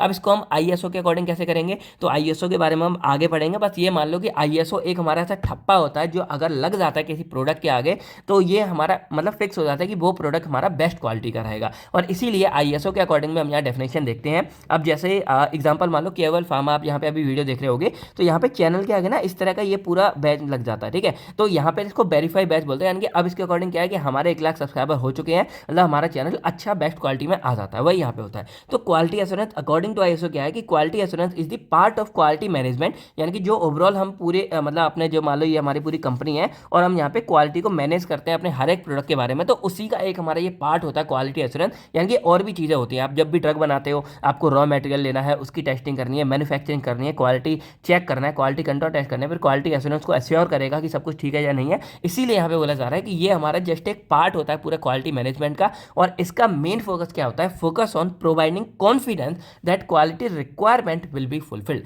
यानी कि अगर कहीं पे क्वालिटी एश्योरेंस ये है तो ये हमको बताता है कि अगर आप इस प्रोडक्ट को ले रहे हो तो इसकी क्वालिटी हमारी बेस्ट होगी। अब जैसे एग्जांपल वही मैं हमेशा की दूँ तो यहाँ पे क्या है कि अगर कोई आईफोन ले रहा है तो भाई अब तक जो है इसने इतना इतना स्टैंडर्ड सेट कर लिया है कि अगर कोई आईफोन लेगा तो उसको ये पता है कि भाई ये मेरा बेस्ट क्वालिटी का है और आने वाले 4 से 5 साल मेरे इस आईफोन के साथ में बेस्ट कटेंगे, यानी कि यहाँ तो ये टूटेगा ना फूटेगा, ना इसका हैंग करेगा, ना कुछ अंदर का चीज़ जाएगा, और ना इसका कैमरे की क्वालिटी, यानी कि 4-5 साल हमारे ये बेस्ट चलता रहेगा। तो ये एक स्टैंडर्ड सेट है। तो वही है कि क्वालिटी एश्योरेंस एक्चुअल में क्या है कि अगर हम किसी भी प्रोडक्ट की क्वालिटी एश्योरेंस चेक करते हैं तो अगर कोई प्रोडक्ट हमारा पेशेंट के पास जाएगा तो ये इंश्योर रहेगा, फुलफिल रहेगा कि जो ये मेरा प्रोडक्ट बन रहा है इसकी क्वालिटी हमारी बेस्ट क्वालिटी की है। तो बस यही है कि हमको पता रहता है। अब क्वालिटी एश्योरेंस गिव कॉन्फिडेंस, ये हमको कॉन्फिडेंस देता है कि जो हमारा प्रोडक्ट है वो हमारा गुड क्वालिटी का, बस इतना सा हमारा फंडा होता है। अब इसका मेन कंसेप्ट क्या होता है, तो जो क्वालिटी एश्योरेंस है वो ना हमारा इस चीज़ पे ज़्यादा फोकस करता है कि प्रिवेंशन रेदर देन डिटेक्शन। यानी कि मान लो ये है तो अगर इसको बना दिया, बाद में हम इसका क्वालिटी कंट्रोल टेस्ट करें कि यार इसका ये फूट गया, उसका ये फूट गया, तो ये होता है कंट्रोल करना। लेकिन क्वालिटी एश्योरेंस क्या करता है कि जब हम इस प्रोडक्ट को बनाने जा रहे हैं तो बनाने से पहले ही हम इस पर ध्यान रखेंगे कि जो मेरा इसका ग्लास पैनल है वो मुझे आप सबसे बेस्ट क्वालिटी का दो कि मेरा ग्लास पैनल ना फूटे। मेरा इसका कैमरा है वो मुझे बेस्ट क्वालिटी का दो कि कैमरा लंबे टाइम तक अपनी क्वालिटी बरकरार रखे। तो यहाँ पे क्या हो रहा है कि क्वालिटी एश्योरेंस हमारा एक पूरा वो सिस्टम हो गया किसी भी कंपनी के अंदर में, वो ये चेक करता है कि जब भी मेरा प्रोडक्ट बनने जा रहा है तो बनने से पहले ही मैं ऐसा प्रोडक्ट में रॉ मटेरियल या ऐसे ऐसे प्रोसेस के द्वारा बनाऊं कि जो मेरा यहाँ पे फिनिश्ड प्रोडक्ट बनेगा वो मेरा बेस्ट क्वालिटी का बने। ऐसा ना हो कि उसमें कुछ खराबी हो, वो मेरा बेस्ट ही बने। तो मतलब क्या है कि ये प्रिवेंशन पे हमारा ज़्यादा फोकस रखता है। तो it focus on system, procedure, documentation, training and avoid quality problem before they occur. यानी कि वो एक पूरा सिस्टम पे तैयार रहता है, प्रोसीजर क्या फॉलो करेंगे, डॉक्यूमेंटेशन क्या करेंगे, ट्रेनिंग यानी कि जो बनाएंगे उनको ट्रेनिंग देना हर एक चीज़ पे। यानी कि आपका मतलब वही मैं मानूँ कि मैं आपको तैयारी करा रहा हूँ तो अभी मैं आपको तैयारी इतनी बेस्ट करा दूँ कि आप जब एग्जाम देने जाओगे तो एग्जाम ऑटोमेटिक अच्छा होगा। अब यहाँ पे क्या हो रहा है कि मैंने आपको हर एक चीज़ पढ़ा दी, अब वहीं मैं क्या करूँ, आपको सिर्फ इंपॉर्टेंट 2 पॉइंट बताऊँ और बाद में देखूंगा कि एग्जाम टाइम पे देख लेंगे तो भाई एग्जाम गड़बड़ हो जाएगा। तो एश्योरेंस क्या करता है, आपकी जो इनिशियल ट्रेनिंग है ना वही बेस्ट कर देता है हर चीज़ में। तो जब आपका सब कुछ पहले से ही बेस्ट रहेगा तो जो फाइनल प्रोडक्ट है वो आपका ऑटोमेटिक बेस्ट बन जाता है। तो ऑब्जेक्टिव क्या रहेंगे, to ensure consistent product quality, यानी कि आपका जो प्रोडक्ट क्वालिटी है वो कंसिस्टेंट रहे। टू प्रिवेंट मैन्युफैक्चरिंग एरर, यानी कि आपके जो एरर होने वाले हैं ना वो एरर प्रिवेंट हो जाए, यानी कि बच जाए। Then to ensure regulatory compliances, यानी कि गवर्नमेंट के द्वारा जो रेगुलेटरीज है, बॉडीज है, जो गाइडलाइंस है उनको आप फॉलो करें और ओवरऑल जो आपकी पेशेंट की सेफ्टी है वो आपकी बनी रहे। अब रिस्पॉन्सिबिलिटी हमारी क्या रहती है एश्योरेंस की, तो वही रहता है कि preparation and approval of SOP and documentation, यानी कि जो क्वालिटी एश्योरेंस पूरा डिपार्टमेंट है ये हमको ये बताता है कि जब भी आप ड्रग को बनाने जा रहे हो तो उसके लिए आपको एसओपी फॉलो करना है, यानी कि स्टैंडिंग ऑपरेटिंग प्रोसीजर। देन आपको हर एक डॉक्यूमेंट प्रॉपर करना है। उसके बाद जब भी आप ड्रग को मैन्युफैक्चर करोगे तो आपको यहाँ पे जीएमपी के अकॉर्डिंग ही करना है, यानी कि गुड मैन्युफैक्चरिंग प्रैक्टिसेस के अकॉर्डिंग। देन यहाँ पे आपको कंडक्टिंग वैलिडेशन एंड ऑडिट, यानी कि टाइम टू टाइम आपको ये चेक करना है कि जो काम हमारा हो रहा है कंपनी के अंदर वो सही हो रहा है, और इंटरनल इंस्पेक्शन भी करते रहो कि कोई कहीं मिस्टेक तो नहीं कर रहा है। और एंड में जो आपका फाइनल प्रोडक्ट बनेगा, फिनिश प्रोडक्ट बनेगा, उसका अप्रूवल और रिजेक्शन भी आपके क्वालिटी एश्योरेंस वाले डिपार्टमेंट के हाथ में ही होता है। तो ये हो गया हमारा क्वालिटी एश्योरेंस। अब बारी आती है क्वालिटी कंट्रोल की। तो क्वालिटी कंट्रोल टेस्ट तो आप लोग जानते होंगे, आपने इतना आज तक पढ़ा है कि यहाँ पे सिंपल क्या होता है, हमारा मान लो कोई भी प्रोडक्ट बन गया, ये मान लो हमारा एक प्रोडक्ट बन के तैयार हो गया, तो बस अब हमको क्या करना है कि इसको मार्केट में उतारने से पहले हम इसके इवेल्युएशन टेस्ट करते हैं, यानी कि इसको चेक करते हैं कि जो मेरा प्रोडक्ट बना है वो सही बना है या नहीं बना है, और इसी को हम यहाँ पे क्वालिटी कंट्रोल बोलते हैं। यानी कि ये हमारा टेस्टिंग एंड एग्जामिनेशन को कंसर्न करता है कि जो मेरा मटेरियल बन गया, जो प्रोडक्ट बन गया, जो रॉ मटेरियल बना है, या जो मेरा फिनिश प्रोडक्ट बना है, जो टैबलेट बनी है, उसको हम टेस्ट चेक करते हैं। जैसे टैबलेट के लिए हमारा डिसोल्यूशन टेस्ट होता है, डिसइंटीग्रेशन टेस्ट होता है, फ्राइबिलिटी टेस्ट होता है, ये सब टेस्ट हम परफॉर्म करेंगे, और परफॉर्म करने के बाद हम चेक करते हैं कि ये हमारा जो है ये पास हुआ या फेल हुआ। अगर पास हो गया तो ठीक है, फेल हुआ तो फिर से हम करते हैं काम। तो वही हमारा क्वालिटी कंट्रोल कहलाता है। यानी कि it ensure that the product meet specified quality standard, यानी कि प्रोडक्ट बनने के बाद ये चेक करता है कि जो हमारा प्रोडक्ट बना है वो बेस्ट क्वालिटी का बना है या नहीं बना है। तो एक तरह से बोल सकते हैं कि ये भी हमारे क्वालिटी एश्योरेंस का पार्ट होता है, लेकिन ये सिंपली क्या है, सैम्पलिंग, टेस्टिंग एंड एनालिसिस पे ज़्यादा फोकस करता है। यानी कि जब हमारा प्रोडक्ट बन जाता है या बन रहा होता है तो उस टाइम उसकी क्वालिटी के कंट्रोल के टेस्ट करता है, परफॉर्म करेगा टेस्ट कि वो हमारा ठीक है या नहीं है। और इसको अगर हम देखें अकॉर्डिंग टू आईएसओ के अकॉर्डिंग, तो quality control is the part of quality management. ये भी हमारा क्वालिटी मैनेजमेंट का पार्ट रहेगा, that focus on fulfilling quality requirement. यानी कि क्वालिटी में क्या क्या हमें फुलफिल करना है उसको चेक करेंगे। Then quality control check whether the product actually meet the required standard और नॉट। यानी कि मान लो ये मैं एक यहाँ पे टैबलेट, या मान लो सिंपल मान लो कि मैं यहाँ पे चाय बना रहा हूँ, ठीक है, और चाय मैं ऐसी बनाना चाहता हूँ कि मेरे यहाँ पे मान लो कोई मित्र है, उसको ये चाय ना बहुत बेस्ट क्वालिटी की बने, यही मैं चाहता हूँ। तो यहाँ पे क्या है कि मैं इसके लिए पूरी प्लानिंग करूँगा, मैं ऐसे ऐसे डालूंगा, ये डालूंगा। तो मान लो कि मैंने चाय पूरी बना दी, और चाय बनाने के बाद मैंने जब हम मित्र को दी, और मित्र ने जब चाय पी तो अगर उसको अच्छी लगी तो पास है। यानी कि यहाँ पे क्या हो रहा है कि जो मेरा मित्र है वो यहाँ क्वालिटी कंट्रोल टेस्ट कर रहा है, यानी कि ये क्वालिटी कंट्रोल टेस्ट कर रहा है कि यहाँ पे चाय सब कुछ बेस्ट बन रही है या नहीं बन रही है। और जो क्वालिटी एश्योरेंस है वो क्या है कि चाय मैं बनाने जा रहा हूँ, तो बनाने से पहले मैं सारा सिस्टम ऐसे बना रहा हूँ कि कितना मुझे दूध लेना है, इतना ml, इतना पानी बनाना है, किस टाइम पे चीनी डालनी है, किस टाइम पे चायपत्ती डालनी है, किस टाइम पे अदरक डालनी है, किस टाइम पे इलायची डालनी है, मैं सारा कुछ ऑलरेडी फोकस करके जा रहा हूँ। तो ये मेरा क्वालिटी एश्योरेंस है जो पूरे सिस्टम को बेहतर बनाने की कोशिश करता है। और ये मेरे क्वालिटी कंट्रोल सिस्टम है जो क्या करेगा, जो बना हुआ प्रोडक्ट है या मान लो कोई रॉ मटेरियल है, उसकी टेस्टिंग करता है कि वो हमारा अच्छा है या नहीं है। बस इतना फर्क है। कंसेप्ट अगर देखा जाए इसका, तो the main concept of quality control is detection of defect. यानी कि यहाँ पे क्या करते हैं कि जो हमारा डिफेक्ट है उसको हम डिटेक्ट करते हैं कि वो ठीक है या नहीं है। Then it focus on laboratory testing, ये इसमें हम लेबोरेटरी में टेस्टिंग करते हैं, इंस्पेक्शन करते हैं, जिससे कोई डिफेक्टिव वगैरह हो तो वो पता चल जाएंगे। ऑब्जेक्टिव क्या रहता है, to test raw material and finish product. इसमें हमारा जो रॉ मटेरियल रहेगा, जो फिनिश प्रोडक्ट रहेगा, उसकी हम टेस्टिंग करेंगे। Then to ensure product meet specification, हमारा जो प्रोडक्ट बना है वो स्पेसिफाई बना है या नहीं बना है। इसमें हम डिफेक्ट को पता लगाते हैं, डेविएशन को पता लगाते हैं, जो मिस्टेक है आगे पीछे की। देन टू डिसाइड अप्रूवल और रिजेक्शन प्रोडक्ट, और अगर हमारा सब पास होता है देन ही हमारा जो प्रोडक्ट है वो अप्रूव होता है, वरना रिजेक्ट कर दिया जाता है। देन अगर इसकी रिस्पॉन्सिबिलिटी देखी जाए कि क्या करता है, तो सैम्पलिंग एंड टेस्टिंग करता है। हमारा ये मटेरियल का जो क्वालिटी कंट्रोल वाला सिस्टम होता है, देन ये क्वालिटी कंट्रोल रिकॉर्ड को मेंटेन करेगा, और जो टेस्ट रिजल्ट है उनकी रिपोर्ट करेगा, और एंड में हमारा जो प्रोडक्ट है उसको अप्रूव करना है, रिजेक्ट करना है, इन सब के लिए एलिजिबल होता है। तो देखा जाए अब हमने quality control and quality assurance दोनों के बारे में यहाँ पे बात कर ली है। अब मेरा आपसे क्वेश्चन रहेगा यहाँ पे कि इन दोनों का डिफरेंस आपको बताना है कमेंट सेक्शन में कि what is the difference between quality assurance and quality control. कई बार ये भी आ जाता है, मैं आपको शॉर्ट में समझा देता हूँ, क्योंकि अगर नहीं आए बहुत बच्चों को तो आप समझ लो, और जब आपको समझ आता है देन उसके बाद आप कमेंट करके बता देना। तो क्वालिटी एश्योरेंस क्या होता है एक्चुअल में, कि जैसे हमारी ये ड्रग बना है, तो इस ड्रग में मान लो कोई हमारा डिफेक्ट है, तो इस डिफेक्ट को आने ही नहीं देना चाहता, वो हमारा होता है क्वालिटी एश्योरेंस। यानी कि ये प्रिवेंट करने का काम करता है, बचाने का काम करता है। तो जो क्वालिटी एश्योरेंस है वो मैंने क्या बोला, जैसे चाय का एग्जांपल दिया था कि पहले से ही हमें एक चीज़ प्री प्लान करके चलते हैं कि जो हमारा प्रोडक्ट बने वो हमारा बेस्ट बने, ये हमारा होता है क्वालिटी एश्योरेंस। और यहाँ पे क्वालिटी कंट्रोल क्या होता है कि जब प्रोडक्ट मेरा बन चुका है देन मैं बस इसकी टेस्टिंग कर रहा हूँ, एक लेबोरेटरी टेस्टिंग कर रहा हूँ। जैसे मैंने ड्रग है, मान लो टैबलेट है, तो मैं यहाँ क्वालिटी मतलब यहाँ पे इवेल्युएशन करूँगा, सॉरी यहाँ पे डिसोल्यूशन टेस्ट करूँगा या डिसइंटीग्रेशन टेस्ट करूँगा, और चेक करूँगा कि मेरी टैबलेट सही बनी है या नहीं बनी है। यानी कि जो क्वालिटी कंट्रोल है उसमें बस मैं डिफेक्ट को डिटेक्ट करता हूँ, यानी कि सिर्फ मैं यहाँ पे चेक कर रहा हूँ कि वो चीज़ मेरी सही है या नहीं है, और यहाँ पे मैं पूरा, यानी कि यहाँ पे गलती होने से हम पहले ही रोकने का काम करते हैं, और क्वालिटी कंट्रोल में हम सिर्फ गलती को पकड़ने का काम करते हैं। जो हमारा क्वालिटी एश्योरेंस है ये पूरा एक सिस्टम है जो फॉलो अप करता है हमारे स्टार्टिंग से लेकर एंड तक कि कैसे क्या बनेगा, हर एक पॉइंट पे ध्यान रखते हैं। और इसमें सिर्फ हम ये देखते हैं कि जो प्रोडक्ट है उसको हम बार बार चेक करेंगे, रॉ मटेरियल को या फाइनल को, कि उसमें कोई कमी तो नहीं बनी है। तो ये एक सिस्टम ओरिएंटेड है, यानी कि पूरा एक सिस्टम होता है क्वालिटी एश्योरेंस वाला। और ये हमारा पूरा क्या होता है, जो क्वालिटी कंट्रोल टेस्ट है ये एक प्रोडक्ट बेस्ड होता है कि यहाँ पे बस हम प्रोडक्ट को चेक करते हैं कि वो सही है या गलत है। तो ये हो गया दोनों का डिफरेंस। आई होप अब आपको समझ आ गया होगा, और अब आपको कमेंट सेक्शन में बताना है कि quality control and quality assurance में क्या डिफरेंस है। अब अब हमारा इसी क्वेश्चन में एक आखिरी पार्ट आता है जीएमपी के बारे में कि गुड मैन्युफैक्चरिंग प्रैक्टिसेस के बारे में भी थोड़ा कंसेप्ट क्लियर कर दो।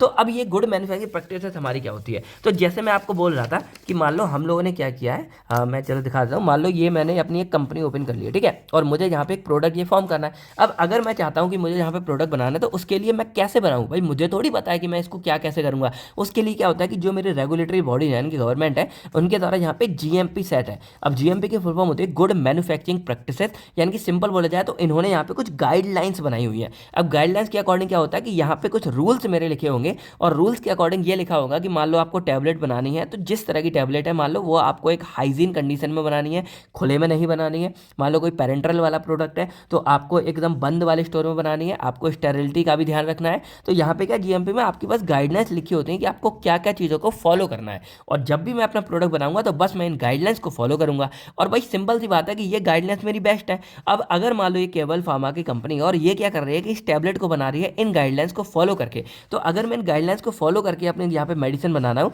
तो ऑब्वियसली बात है कि ये मेडिसिन मेरी बेस्ट क्वालिटी की बनेगी। क्यों बनेगी? क्योंकि मैंने यहाँ पे हर एक वो प्रोसीजर फॉलो किया है जो मेरी गवर्नमेंट का था। इसीलिए क्या होता है कि जब भी हम प्रोडक्ट बनाते हैं तो हमें एक जीएमपी और एक एसओपी इनका फॉलो अप करना पड़ता है। जीएमपी हो गया गुड मैन्युफैक्चरिंग प्रैक्टिसेस, यानी कि जो गाइडलाइंस है जो रूल्स हैं हमारे उनको फॉलो करते हुए हमें ट्रक को बनाना है। और एसओपी हमारा होता है स्टैंडर्ड ऑपरेटिंग प्रोसीजर, यानी कि जब आप मेडिसिन बना रहे हो तो जो एक्चुअल में मेथड है कि किसमें क्या मिलाना है, किसमें कितना मिलाना है, कब मिलाना है, ये सारी बातें आपको यहाँ इस प्रोसीजर से इस मेथड से पता चल जाएंगे। तो अगर आप इन दोनों को फॉलो करोगे तो आपका जो प्रोडक्ट है वो बेस्ट क्वालिटी का बनेगा और आगे जाके आप कहीं भी इसको बेच सकते हो अच्छे दामों में। तो यही हो गया हमारा पूरा जीएमपी, यानी कि देखा जाए तो these are the set of guidelines. जब मैं बोल रहा हूँ कि इसमें गाइडलाइंस है, कुछ रूल्स हैं, उनका सेट होता है और इसमें कुछ प्रोसीजर भी हमारे लिखे होते हैं। वो इंश्योर करते हैं कि जो मेरा फार्मास्यूटिकल प्रोडक्ट बनेगा वो कंसिस्टेंटली मैन्युफैक्चर हो और उसकी क्वालिटी भी हमारी स्टैंडर्ड की बनी रहे।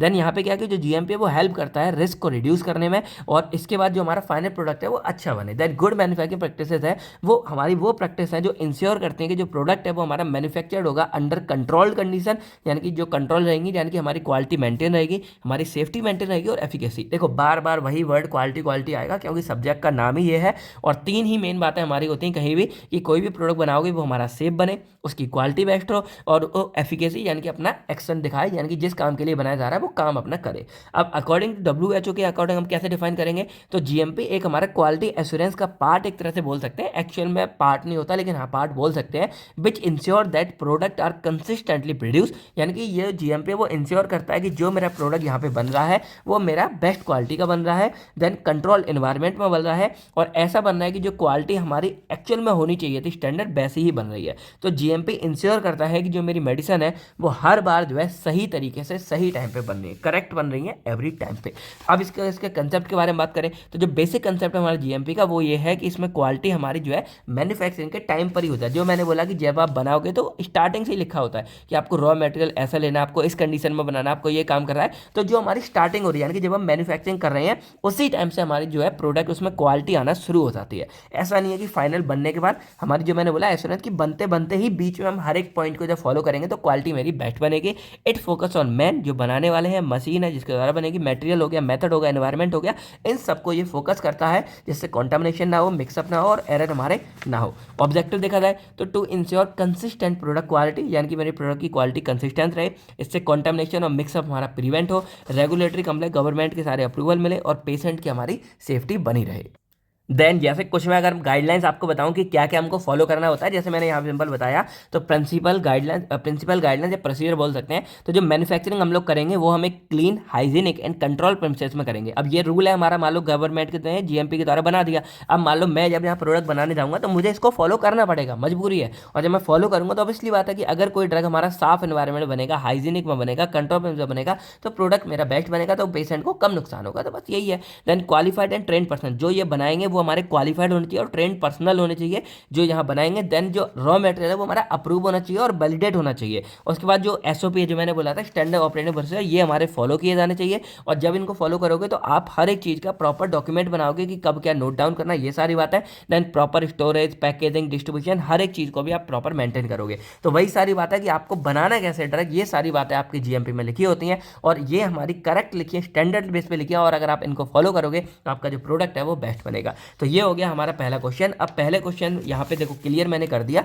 लेकिन एक पार्ट हमारा और आता है यहाँ पे। एक आध बार क्वेश्चन आया कि what is GMP and cGMP and discuss the benefit of GMP in pharmaceutical, कि हमारे ये दोनों क्या होते हैं और जीएमपी के बेनिफिट क्या है। तो वैसे तो जीएमपी के बारे में मैंने डिटेल में बात बता दी, वही आप लेके आ जाओगे। मैं थोड़ा सा आपको सीजीएमपी के बारे में बता देता हूँ। तो सीजीएमपी को हम बोलते हैं करंट गुड मैन्युफैक्चरिंग प्रैक्टिसेस, यानी कि ये हमारी जो लेटेस्ट एंड अपडेटेड जीएमपी के स्टैंडर्ड है उनको फॉलो करते हैं, यानी कि रेफर किया जाता है जो हमारी लेटेस्ट एंड अपडेटेड वाली है, और ये भी इंश्योर करती है भाई कि प्रोडक्ट हमारा क्वालिटी सेफ बने और इफेक्टिव बने। ठीक है, अब इसके बेनिफिट क्या होते हैं, तो वैसे तो मैंने जो जो यहाँ बता दिया यही सारे प्रोसीजर आएंगे, पर कुछ अगर लिखना हो तो लिख सकते हैं कि जो जीएमपी है वो इंश्योर करता है कि जो हमारी प्रोडक्शन है वो सेफ हो रही है, इफेक्टिव हो रही है, हाई क्वालिटी वाली हो रही है। वही बातें यहाँ पे सेम आ गई। Then it help in preventing contamination mix up manufacturing, यानी कि ये सब ना हो जो मैंने ऑब्जेक्टिव बताए थे।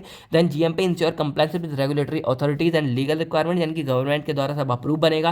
That it ensure patient confidence, यानी कि अगर इसके द्वारा फॉलोअप करेंगे हम जीएमपी के द्वारा तो पेशेंट को पता है कि अगर जीएमपी फॉलो किया है तो दवाई हमारी अच्छी बनी है, तो पेशेंट को कॉन्फिडेंस आएगा उस दवाई को लेने में और ट्रस्ट बना रहेगा हमारे फार्मेस्यूटिकल प्रोडक्ट पे।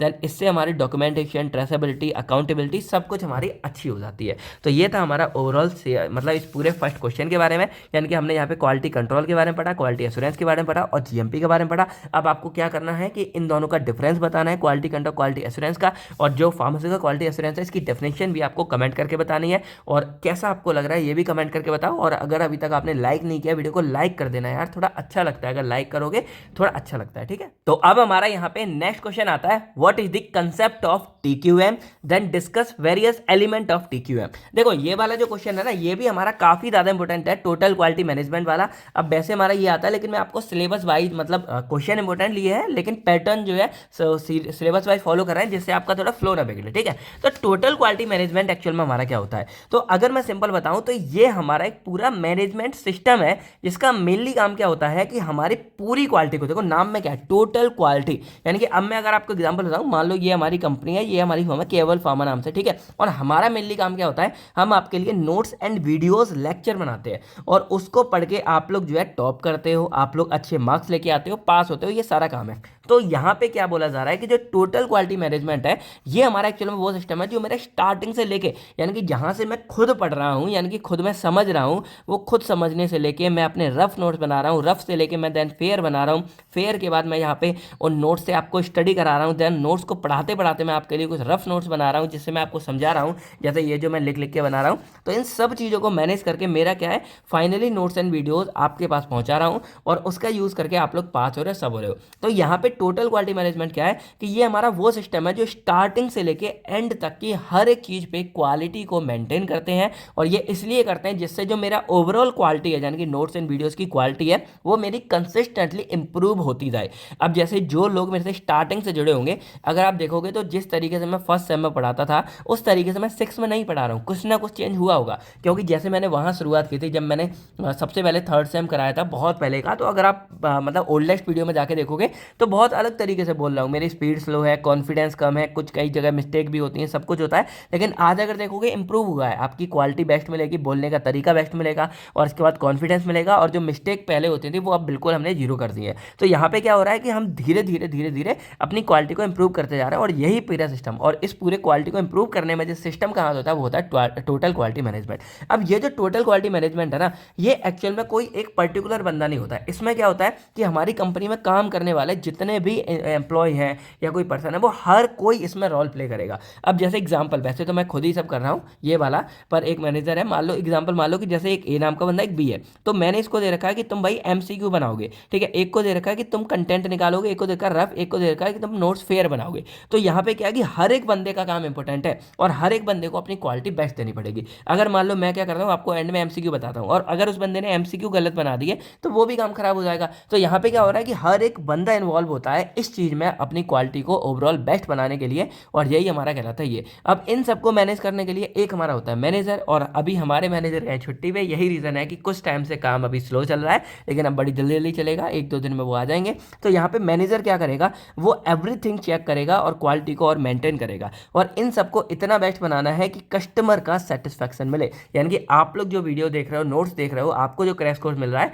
आप अगर उससे सेटिस्फाई हो तो वो हमारे लिए बेस्ट है। तो बस वही मेन मोटिव हम सबका होना चाहिए जो कंपनी हो है कि बस आपको मेन सेटिस्फेक्शन मिले। तो अगर ओवरऑल हम बात करें तो total quality management is a management approach, यानी कि एक हमारी पूरी मैनेजमेंट की अप्रोच होती है जिनका मेनली फोकस होता है कंटिन्यूअस इंप्रूवमेंट इन क्वालिटी, यानी कि जो हम यहाँ पे अपना प्रोडक्ट बना रहे हैं उसकी क्वालिटी हमारी हमेशा बढ़ती रहे, कंटिन्यूअस इंप्रूव होती रहे by involving all employ to achieve customer satisfaction. और ये होगा कैसे, जब हमारे सारे के सारे एम्प्लॉय मिलकर काम करेंगे और उसके बाद क्या होगा एंड में कि कस्टमर सेटिस्फाई हो जाए, यानी कि आप लोग जो कस्टमर होते हैं, पेशेंट होते हैं दवाइयों में, अगर वो सेटिस्फाई हो गए तो सारा कुछ हमारा बेस्ट होता है। तो यही होता है हमारा टोटल क्वालिटी मैनेजमेंट।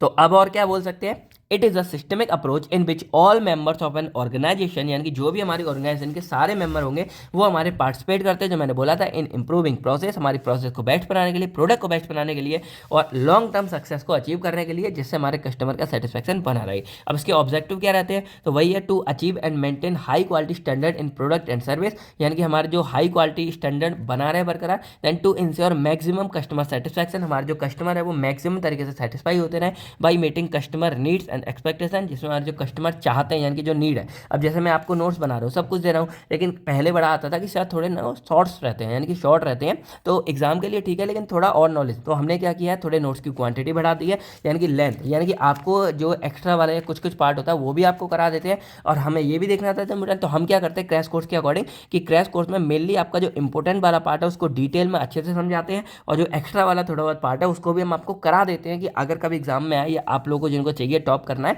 वो भी इसको पढ़ सके। तो दोनों को मेंटेन करते हैं, यानी कि आपकी जो नीड है, कस्टमर की जो नीड है, डिमांड एक्सपेक्टेशन है, उसी के अकॉर्डिंग हम यहाँ पे आगे और काम करते हैं और बेहतर बनाते हैं। देन टू रिड्यूस एरर हमारे कम रहे, डिफेक्ट हमारे कम रहे, बेस्टेज थ्रो कंटिन्यूस इंप्रूवमेंट, हमारे जो बेस्ट होता है वो हमारा कम रहे। देन टू इंप्रूव एफिशिएंसी, हमारी एफिशिएंसी बढ़े, प्रोडक्टिबिलिटी बढ़े, यानी कि कम टाइम में ज़्यादा काम करें, ओवरऑल हमारा परफॉर्मेंस बढ़े। उसके बाद to involve all employ in quality improvement activity, और इन सब में क्या है कि हमारे जितने भी एम्प्लॉय हैं वो सारे इन्वॉल्व रहें। देखो ऐसा होता है कि जितने भी काम करते हैं ना उन सब अगर मिल के काम करेंगे तब काम अच्छा होगा। अगर कोई भी आगे पीछे हो गया, मान लो एक ही हुक्म बजा रहा है बाकी नहीं कर रहा है, तो गड़बड़ हो जाता है। अब इसके एलिमेंट के बारे में बात करें जो हमारे मेन है, तो 4 बेसिक एलिमेंट होते हैं हमारे TQM, यानी कि टोटल क्वालिटी मैनेजमेंट का, और इसको आप अच्छे से सीख लो क्योंकि ये इन फ्यूचर आपके भी काम आएगा। आप भी अगर कभी अपनी कुछ कंपनी खोलोगे, कुछ काम करोगे, तो ये बहुत ज़्यादा जरूरी है। 4 मेनली हमारे पिलर्स बोल सकते हैं, एक होता है फाउंडेशन, एक होता है बिल्डिंग ब्लॉक, एक होता है बाइंडिंग मोटर, और एक होती है हमारी रूफ, यानी कि जिसको हम छत बोल सकते हैं। ठीक है, और यहाँ पे वही बता रहा हूँ कि मान लो मैनेजर, कंपनी, ये सब क्या है आपस में को रिलेट है और सब लोग मिलकर काम करते हैं।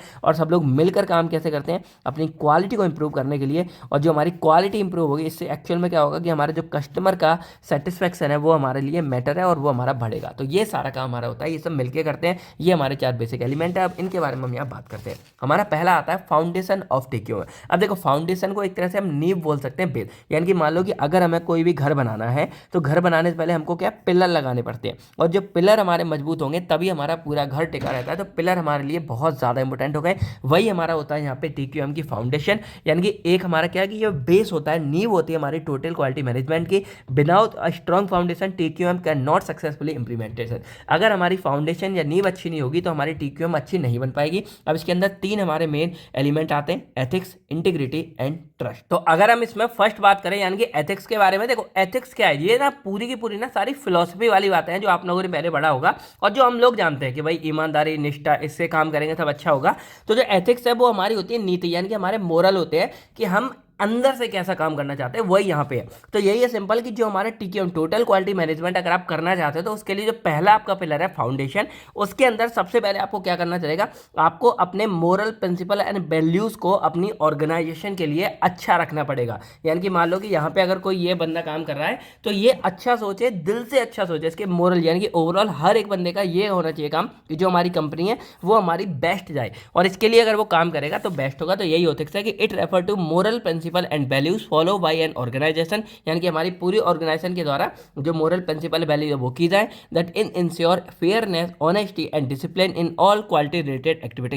यानी कि जो भी हम अंदर से काम कर रहे हैं वो फेयर रहे, किसी के खिलाफ कोई बेईमानी, धोखाधड़ी ना हो, ईमानदारी रहे, डिसिप्लिन रहे। अगर डिसिप्लिन तो आप लोगों ने सुना ही होगा, ये सब चीज़ें जब रहेंगी तब हमारा यानी कि एथिक्स हमारी हेल्प करता है एक पॉजिटिव क्वालिटी कल्चर डेवलप करने में हमारी पूरी ऑर्गेनाइज यानी कि कंपनी के अंदर में। देन हमारी आती है इंटीग्रिटी। अब इंटीग्रिटी को एक तरह से हम ऑनेस्टी बोल सकते हैं, यानी कि यहाँ पे क्या है कि it mean doing the right thing at all time, यानी कि आपको अपने अंदर इतनी इंटीग्रिटी, ईमानदारी रखनी है कि जब कोई देख नहीं रहा हो ना तब भी आपको काम अपना अच्छे से करना है। अब जैसे मान लो कि यहाँ पे ये हम इतने लोग हैं, हम काम कर रहे हैं और एक मैनेजर है जो क्या करता है, सब पे नजर रखता है और वो सारे को चेक करके कस्टमर को सेटिस्फाई करके मेन क्वालिटी रखता है। ठीक है, अब मान लो अगर मैनेजर छुट्टी पे है तब भी हमारे अंदर इतनी इंटीग्रिटी होनी चाहिए कि हम अपना काम हर टाइम बेस्ट करें। ये हमारी होती है इंटीग्रिटी, यानी कि it means doing the right thing at all time even when no one is watching, यानी कि it help in building confidence. और अगर ऐसा करोगे तो जो हम हैं यानी कि जो इसमें काम कर रहे हैं ना, सभी में एक कॉन्फिडेंस बना रहेगा, रिलायबिलिटी रहेगी एम्प्लॉय और कस्टमर के बीच में। Then integrity stand the foundation of quality, और ये मेन है। अगर लोग ईमानदारी दिखाएंगे, अगर डिसिप्लिन दिखाएंगे, तो यहाँ पे क्या होगा कि हमारी जो क्वालिटी है उसकी एक फाउंडेशन मजबूत नहीं बनेगी। देन एंड में आता है ट्रस्ट, और ट्रस्ट तो हम लोग जानते हैं कि भाई एक दूसरे पे भरोसा करना, यानी कि क्या है कि it mean confidence between management and employ, यानी कि जो भी हमारा मेन मैनेजमेंट जो एम्प्लॉय है सभी में एक दूसरे के लिए ट्रस्ट होना चाहिए, तो एक कॉन्फिडेंस बना रहेगा। और अगर ट्रस्ट रहेगा, मान लो सब एक दूसरे पर भरोसा करते हैं, तो आपकी कम्युनिकेशन अच्छी रहेगी, टीम वर्क अच्छा रहेगा और पार्टिसिपेट आप अच्छा कर पाओगे क्वालिटी को इंप्रूव बनाने के लिए। यानी कि अगर ट्रस्ट रहेगा तो ये आपके फियर को कम कर देगा और कॉर्पोरेशन को, कोऑपरेशन को बढ़ा देगा, यानी कि लोग एक दूसरे से मिलकर काम करेंगे। वहीं मान लो अगर आपस में इनमें कंपटीशन आ गया तो भाई कोई किसी को कुछ बताएगा नहीं और इससे ओवरऑल जो है हमारी कंपनी या ऑर्गेनाइजेशन का नुकसान होगा। तो अगर हम चाहते हैं तो ये तीन हमें पिलर, मतलब तीन हमको मेन एलिमेंट का ध्यान रखना पड़ता है। एथिक्स यानी कि हमारी नीति, मोरल वैल्यूज कहती हैं। देन इंटीग्रिटी हमारी ऑनेस्टी, और यानी कि जब भी हमेशा काम करो, हर टाइम सही काम करो। देन ट्रस्ट यानी कि एक दूसरे पे भरोसा।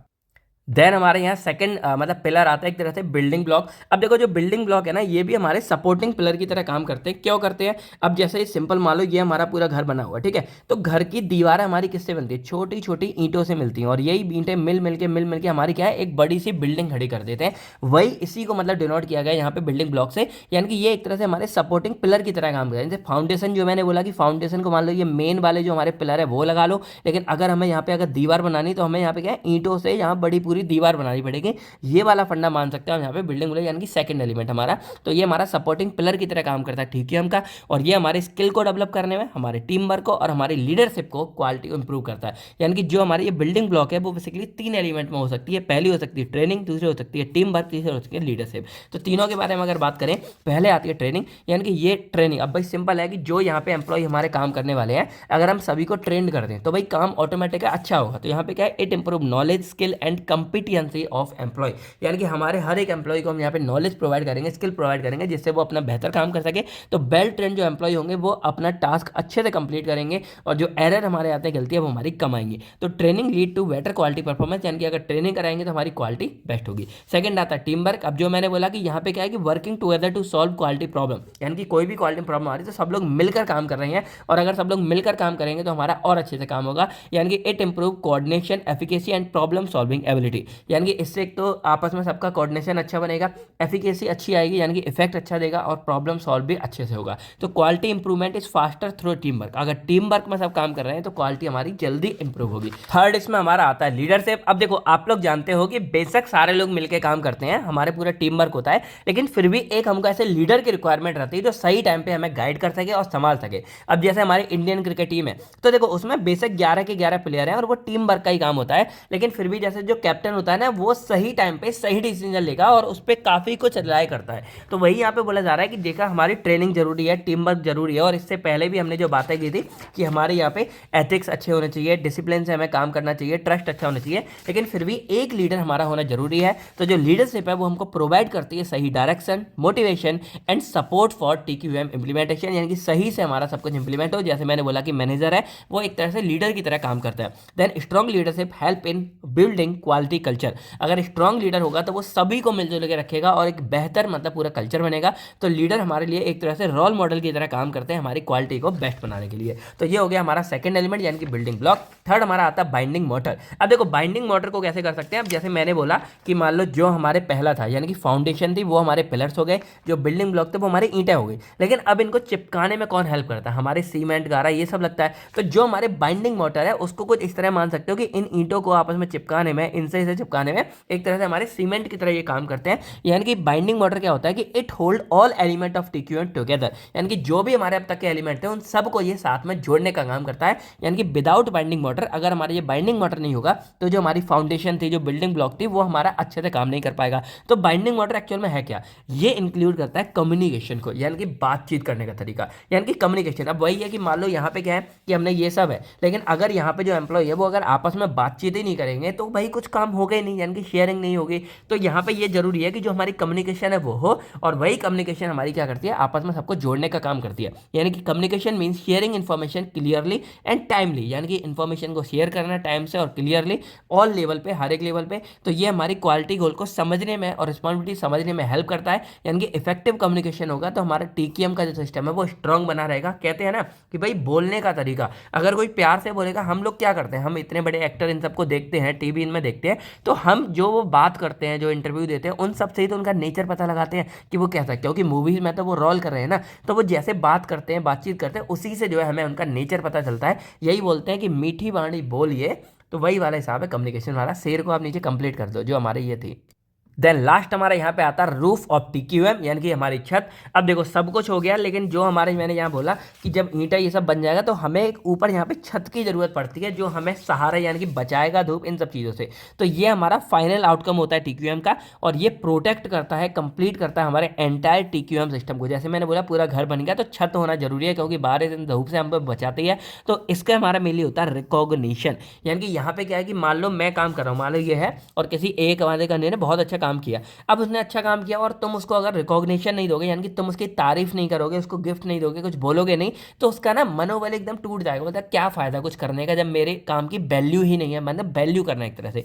तो यहाँ पे क्या रूफ किस में आता है, रिकॉग्निशन, यानी कि it means acknowledging and rewarding employ for quality performance. यानी कि अगर कोई बंदा अच्छे से काम कर रहा है, सब अच्छा कर रहा है, तो उसको तुम उसके लिए एक्नॉलेज करो, यानी कि उसकी तारीफ करो, उसको रिवॉर्ड करो। तो अगर ये करेंगे तो इससे मोटिवेशन मिलेगा, आपका मोरल अच्छा होगा, और कमिटमेंट टुवर्ड क्वालिटी आपकी बनी रहेगी। यानी कि ये इनकरेज करता है कंटिन्यूस इंप्रूवमेंट का। अब मैं यहीं अगर आपको बताऊं तो जब मैंने शुरुआत की थी ना चैनल की, यकीन मानो बहुत सारे बच्चे थे, बहुत अच्छे कमेंट आते थे, सपोज उस टाइम के स्टूडेंट अलग थे। आप लोग भी अच्छे हो, लेकिन मैं ये बोलूंगा कि हाँ, आप लोग इतना ज़्यादा मतलब सपोर्ट वो नहीं आता है। जैसे एक होता है ना कि अगर आपको अच्छा लग रहा है, समझ आ रहा है, तो आप वीडियो को लाइक करो और कमेंट करके बताओ थैंक यू वगैरह, ये सब तो नॉर्मली बोल। क्योंकि पहले जब मैं पढ़ाता था तो बच्चे कुछ फिक्स हो गए थे, जैसे 10-12 बच्चे तो ऐसे थे जिनका रेगुलर था कि वो हर एक, मतलब ऐसा लगता था कि मैं उनको ऑफलाइन क्लास में पढ़ा रहा हूँ। वो डेली कमेंट करते थे, कोई डाउट पूछते थे, बातें भी करते, सर आपने आज ऐसा नहीं किया, सर आपने आज ऐसे बोला वैसे बोला, तो बड़ा अच्छा लगता था। तो यही मैं बोल रहा हूँ कि अगर आप एक्नॉलेज करोगे, रिवॉर्ड करोगे ना, तो अच्छा लगेगा। अभी क्या ऐसा लगता है, मैंने लेक्चर डाला, आप लोगों ने पढ़ा और बात खत्म हो गई।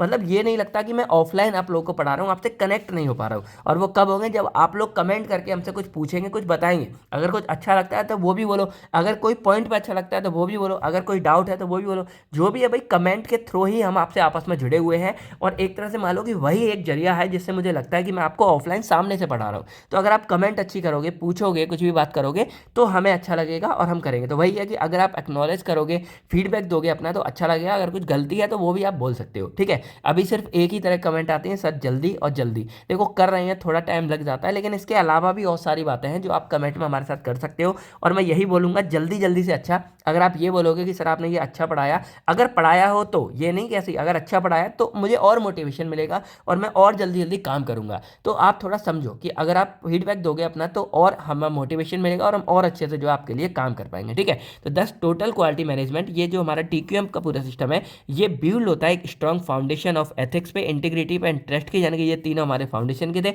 देन सपोर्टेड बाई ट्रेनिंग, यानी कि हमारा सपोर्ट किया जाता है ट्रेनिंग, टीम वर्क और लीडरशिप से, और जुड़ा होता है हमारा आपस में कम्युनिकेशन से, और कंप्लीट होता है बाई रिकॉग्निशन से, जो मैंने एंड में आपको बताया था। तो ये था हमारा पूरा का पूरा टीक्यूएम सिस्टम के बारे में। आई होप अब आपको जो है टोटल क्वालिटी मैनेजमेंट के बारे में अच्छे से समझ आ गया होगा। थोड़ा डिटेल में इसलिए मैंने पढ़ाया क्योंकि ये हमारा लॉन्ग में भी आ जाता है, क्योंकि ये काफी अच्छा क्वेश्चन है, हमारा इंपॉर्टेंट। अब हमारा यहाँ पे नेक्स्ट क्वेश्चन आता है, ये भी हमारा एक मोस्ट इंपोर्टेंट क्वेश्चन है। Right a detail note on ICH guidelines including QSEM and ICH stability testing guideline. यानी कि सिंपल हमको जो है आईसीएच गाइडलाइंस के बारे में बताना है, और ये क्वेश्चन भी रिपीटेडली हमारा आता रहता है। तो अगर मैं सिंपल आपको पहले देसी भाषा में समझाऊं कि इसका मतलब हमारा क्या है और ये आई क्यों, तो पहले फुल फॉर्म अगर देखोगे तो आईसीएच की फुल फॉर्म होती है इंटरनेशनल काउंसिल ऑफ हार्मोनाइजेशन। अब पहले जो थी, पहले ये नहीं थी, अभी ये बनी है। पहले हमारी थी, जो मैंने पहले आपको पढ़ाया होगा, इंटरनेशनल कॉन्फ्रेंस ऑन हार्मोनाइजेशन। अब देखो मतलब मैं आपको थोड़ा बाद में समझाऊंगा, पहले क्लियर समझो कि ये गाइडलाइंस हमारी आ ही क्यों। तो एग्जाम्पल मान लेते हैं कि हमारे यहाँ पे 4 देश हैं, एक ए नाम का देश है, एक बी है, सी है और डी है। ठीक है, 4 हमारे सामने देश हैं। ठीक है, अब यहाँ पे मान लो कि ए नाम के देश ने ना एक मेडिसिन बनाई, यहाँ पे दवाई बनाई। अब उसने जब दवाई बनाई तो ए नाम का जो देश था इसकी अलग गाइडलाइंस थी और अलग पूरा क्राइटेरिया था, और इनके अकॉर्डिंग जो है हमने यहाँ पे मेडिसिन बना के तैयार कर दी, डन हो गया। यानी कि क्लिनिकल ट्रायल्स हो गए और उसके बाद हमारे जो मतलब बाकी एनिमल ट्रायल्स थे, सारे ट्रायल्स हमने करके ये तैयार कर दी मेडिसिन। अब यहाँ पे मान लो कि अब ये ए नाम की कंपनी को क्या है, मतलब जो कंट्री है उसको बी नाम के किसी देश में इस दवाई को भेजना है। अब जो बी नाम का देश है ना, उनके यहाँ पे अलग गाइडलाइंस है, यानी कि गाइडलाइंस मतलब मानो उनके अलग रूल है, उनके ये फॉलो करने पड़ेंगे। और जब ये हम फॉलो करेंगे तो अब क्या होगा कि ये जो मेडिसिन है, अगर इसको इस बी नाम के देश में बिकना है या बेचना चाहते हैं तो इसको जो है इसके अकॉर्डिंग करना पड़ेगा। तो अब ये जो मेडिसिन थी इसकी दोबारा यहाँ पे टेस्टिंग होगी, दोबारा इसके ट्रायल्स वगैरह होंगे, दोबारा एनिमल ये सब ट्रायल होने के बाद देन जो हमारे बी नाम के देश में जाएगा। सेम है, अगर मान लो इसको सी में डालना है तो ये करना पड़ेगा, डी में डालना है तो ये डालना पड़ेगा। यानी कि यहाँ पे क्या हो रहा है कि पहले हर एक देश के अपने अलग अलग गाइडलाइंस थे, अलग अलग क्राइटेरिया था। यानी कि अगर आपको इस देश में ये करना है तो आपको उस कंट्री के अकॉर्डिंग ये काम करना पड़ेगा। अब देखो इसके नुकसान क्या हो रहे थे। एक तो जो हमारी मेडिसिन है इसकी यहाँ पे दोबारा से यहाँ पे टेस्टिंग करनी पड़ रही थी, और जब दोबारा टेस्टिंग करनी पड़ रही है तो एनिमल ट्रायल, सारे एनिमल्स का सेक्रीफाइस हो रहा है बिना मतलब में। यानी कि जो चीज़ हो चुकी है उसको दोबारा सब करना पड़ रहा है, तब यहाँ पे हो रहा है। तो यहाँ पे क्या हुआ कि कुछ देशों ने मिलकर हमारी एक कॉन्फ्रेंस यानी कि एक ऐसा सिस्टम बनाया जो सिस्टम क्या करेगा कि इन चारों देश को मिला के और एक कॉमन गाइडलाइंस तैयार कर देगा। कॉमन गाइडलाइंस मतलब ऐसी गाइडलाइंस जो हमारे चारों देशों में वैलिड रहेंगी।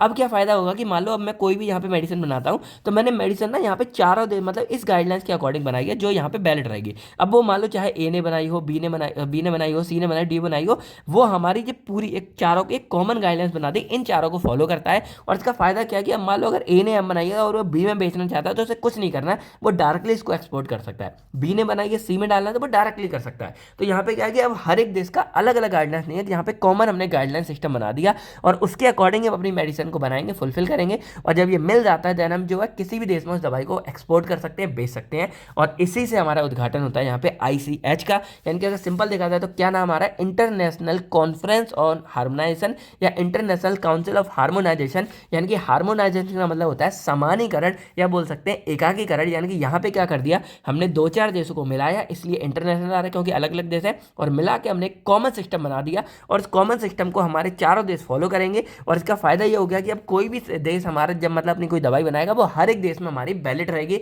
तो इस तरह हमारा ये पूरा का पूरा सिस्टम तैयार होता है।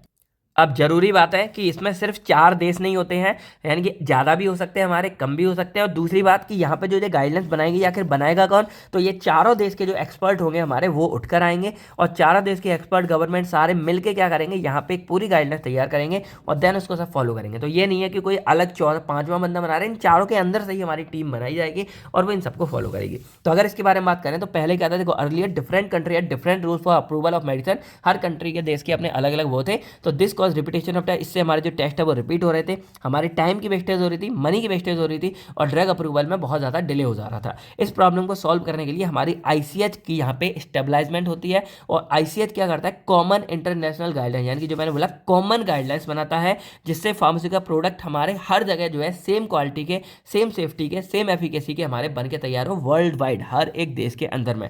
अब जो ICH है उसको पहले हम जो है इंटरनेशनल कॉन्फ्रेंस ऑन हार्मोनाइजेशन नाम से जानते थे, पर अभी हम जो है इंटरनेशनल काउंसिल ऑफ हार्मोनाइजेशन नाम से जानते हैं। अब international council of harmonisation of technical requirement, यानी कि इसको technical requirement of pharmaceutical for human health, ये कंप्लीट इसका यहाँ पे नाम हो जाता है। अब इसका पर्पज मेनली क्या था, जो मैंने बताया था, तो to harmonise drug regulatory requirement among different country, यानी कि जो अलग अलग कंट्री होते हैं उनके बीच में हार्मोनाइज यानी कि एकाकीकरण कराना और एक कॉमन गाइडलाइंस हमारी बनानी, ये होती है हमारी। Then to ensure quality safety and efficacy of medicine, यानी कि हर एक ड्रग की, देखो ये तो हमारा बन गया लेकिन काम तो वही करेंगे जो बाकी कर रहे हैं, यानी कि हमारे हर एक ड्रग की क्वालिटी को, सेफ्टी को और एफिकेसी को चेक करेंगे।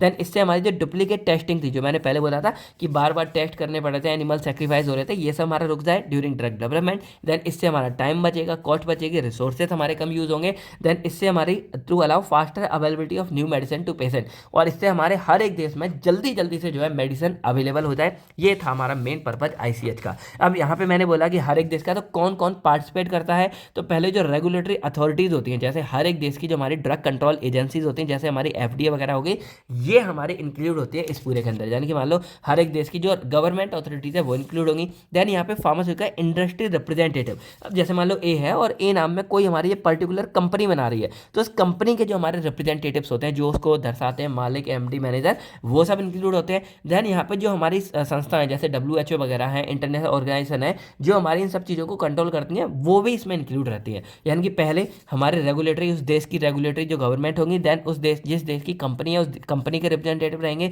और लास्ट में जैसे हमारी WHO या बाकी की गवर्नमेंट अथॉरिटीज़ हैं, वो सब इसमें इंक्लूड रहती हैं, और ये आपस में मिलकर हमारी इस तरह की कॉमन गाइडलाइंस बनाती है। तो ये हो गया हमारे पार्टिसिपेशन। ये प्रोसेस हम देखते हैं कि आखिर कैसे होगी। तो यहाँ पे क्या है कि जैसे हर कंट्री के डिफरेंट रूल्स होते हैं मेडिसिन के, तो ICH क्या करती है, मेक श्योर करती है कि सारी कंट्री मिलकर काम करें और एक कॉमन गाइडलाइंस फॉलो हो, और उसको देन हर एक कंट्री को फॉलो करना पड़ेगा, और इसी को हम यहाँ पे हार्मोनाइजेशन बोल देते हैं। अब इसके लिए डिफरेंट हमारे स्टेप्स होते हैं। पहला आता है आइडेंटिफिकेशन ऑफ टॉपिक। अब जैसे मान लो कि हमें पर्टिकुलर किसी भी दवाई के लिए कोई गाइडलाइंस बनानी है कि इसमें ये होना चाहिए, तो पहले हम अपने टॉपिक को आइडेंटिफाई करेंगे। यानी कि firstly a common regulatory problem is identify, जो हमारी मेनली प्रॉब्लम है। जैसे मान लो हम ले रहे हैं कि ये ड्रग पे स्टेबिलिटी प्रॉब्लम है, या कोई इंप्योरिटी है, या वैलिडेशन है, तो वो हमने यहाँ पे चूज कर ली। देन आता है second discussion and draft preparation. अब जैसे मैंने बोला था कि हमारे ये कॉमन है, तो जो रेगुलेटरी अथॉरिटी इन सबके हैं, जो एक्सपर्ट है, यानी कि expert from regulatory authority and pharmaceutical industry discuss the topic together, ये सारे डिस्कस करेंगे।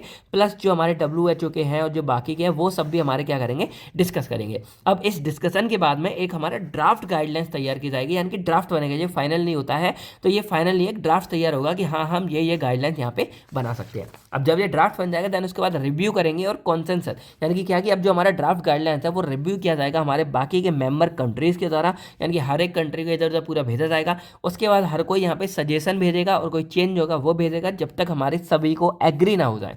और जब हो जाएगी, देन इसी स्टेज को हम यहाँ पे कंसेंसस बोलेंगे। और जब ये पूरा हो जाता है, देन आफ्टर एग्रीमेंट, यानी कि जब पूरा एग्रीमेंट होने के बाद जो गाइडलाइंस है वो फाइनल फॉर्म में दे दी जाएंगी, और उनको ऑफिशियली अडेप्ट कर दिया जाएगा, यानी कि हमारी फाइनल ICH गाइडलाइंस यहाँ पे बन के तैयार हो जाएंगी। अब जब बन जाएंगी, देन इसके बाद जो फाइनल गाइडलाइंस है वो इंप्लीमेंट की जाती है हमारी मेंबर कंट्री के द्वारा। यानी कि अब क्या है कि हर कोई जो है उन्हीं गाइडलाइंस को फॉलो करेगा, और इसके बाद सभी कंट्री जो है उसी को फॉलो करेंगे। तो इस तरह होता है। यानी कि अगर मैं रिवाइज करूँ, सबसे पहले आपको किस टॉपिक पर गाइडलाइंस बनानी है उसको चूज करोगे। देन हर एक जो हमारे डिपार्टमेंट्स है, यहाँ मैंने तीनों लिखे हुए हैं, इनके एक्सपर्ट आएंगे, आपस में डिस्कस करके एक ड्राफ्ट गाइडलाइंस तैयार करेंगे। देन उसके बाद उनको रिव्यू किया जाएगा, उसके मेंबर वगैरह सबको इसको चेक करेंगे, और जब तक ठीक ना हो जाए, सब एग्री ना हो जाए, तब तक उसमें चेंज सजेशन करते रहेंगे।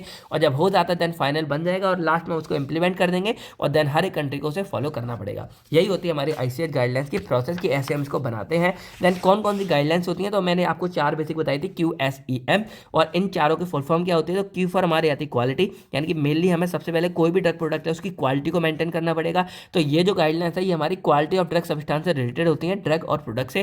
देन हमारी आती है एज फॉर सेफ्टी, यानी कि ये गाइडलाइंस हमारी होती है कि कोई भी जो ड्रग है उसकी सेफ्टी बहुत इंपॉर्टेंट है, और ये हमारी टॉक्सिकोलॉजिकल एंड सेफ्टी स्टडीज पे पूरा ध्यान रखती है। यहाँ पे मैं थोड़ा करेक्ट कर देता हूँ, तो ये हमारी टी दिख नहीं रही है, तो टॉक्सिकोलॉजिकल एंड सेफ्टी स्टडीज को पूरा कहते हैं। देन हमारी E फॉर आती है एफिकेसी, यानी कि पहले हमने देखा क्वालिटी, बेस्ट क्वालिटी की, देन वो हमारा सेफ रहे। देन थर्ड आता है कि अब जो गाइडलाइंस हमारी बनेंगे वो क्लिनिकल स्टडीज एंड एफिकेसी से आती है कि कोई ड्रग अपना कितना इफेक्ट कैसे दिखाएगा। और एंड आती है हमारी M फॉर मल्टी डिसिप्लिनरी, और इसमें क्या है कि मोर देन 1 कैटेगरी, यानी कि मान लो इन सब पे हम बात कर सकते हैं, तो मोर देन 1 कैटेगरी हम जो है इन हमारी गाइडलाइंस पे बात करते हैं। तो ये हमारी QSEM आ गई। अब इसमें जो Q सीरीज की गाइडलाइंस होती हैं उनके बारे में हम बात करते हैं मेनली। तो यहाँ पे क्योंकि ये केवल कॉमन ऊपर से, अब इनके अंदर भी हमारी भर के आती हैं। तो जो QS में Q सीरीज की है वो हमारी क्वालिटी से कनेक्ट होती है, और उसमें हमारी 11 गाइडलाइंस आती है Q1 से 11 तक। तो एक एक करके हम सभी को देख लेते हैं। Q यानी कि series that deal with quality related aspect, यानी कि इसमें क्वालिटी के बारे में बात करते हैं। तो Q1 हमारी स्टेबिलिटी टेस्टिंग को रिप्रेजेंट करेगी। देन Q2 हमारी एनालिटिकल वैलिडेशन को कैन करेगी। देन Q3 हमारी इंप्योरिटीज को, Q4 हमारी फार्माकोपियाज को, Q5 हमारी क्वालिटी ऑफ बायोटेक के जो प्रोडक्ट होंगे उनको करेगी, Q6 हमारी स्पेसिफिकेशन को करेगी, Q7 हमारी GMP को करेगी, good manufacturing practices. Then Q8 हमारी फार्मास्यूटिकल डेवलपमेंट को करेगी, Q9 क्वालिटी रिस्क मैनेजमेंट को करेगी, Q10 फार्मास्यूटिकल क्वालिटी सिस्टम को करेगी, Q11 मतलब development of manufacturing of drug substance के मैन्युफैक्चरिंग करेगी।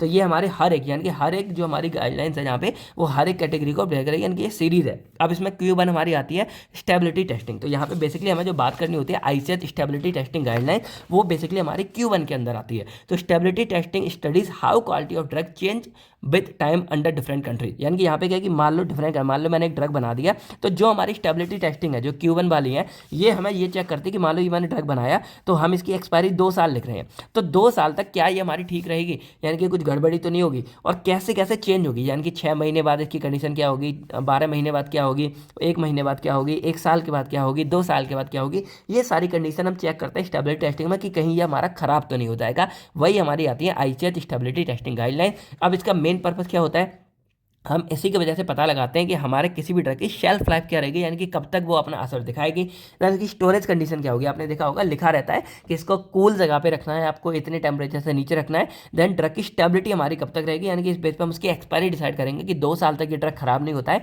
तो 2 साल के लिए हम इसकी एक्सपायरी बना सकते हैं। अब जो स्टेबिलिटी की गाइडलाइंस है हमारी यहाँ पे जो इस Q1 के अंदर आती हैं वो हमारी ये है, यानी कि यहाँ पे Q1 के अंदर हमारी क्योंकि Q1 हो गया तो यहाँ पे हमारी Q1 की A से लेके हमारे Q1 के F तक रहती है, ये हमारी हो गई Q1 यानी कि स्टेबिलिटी टेस्टिंग की गाइडलाइंस, और इनको लिख के आना होता है। तो पहली हमारी ICH की Q1 की A गाइडलाइंस हमारी है, this guideline describe stability testing of new drug substance and product, यानी कि ये जो हमारी गाइडलाइंस है ये हमारी किसके लिए कनेक्ट होती है, जो हम नया ड्रग सब्सटेंस बनाने वाले या प्रोडक्ट बना रहे हैं उससे कनेक्टेड होती है। तो ये हमें हेल्प करता है किसी भी नए ड्रग की सेल्फ लाइफ को और स्टोरेज कंडीशन को डिसाइड करने के लिए।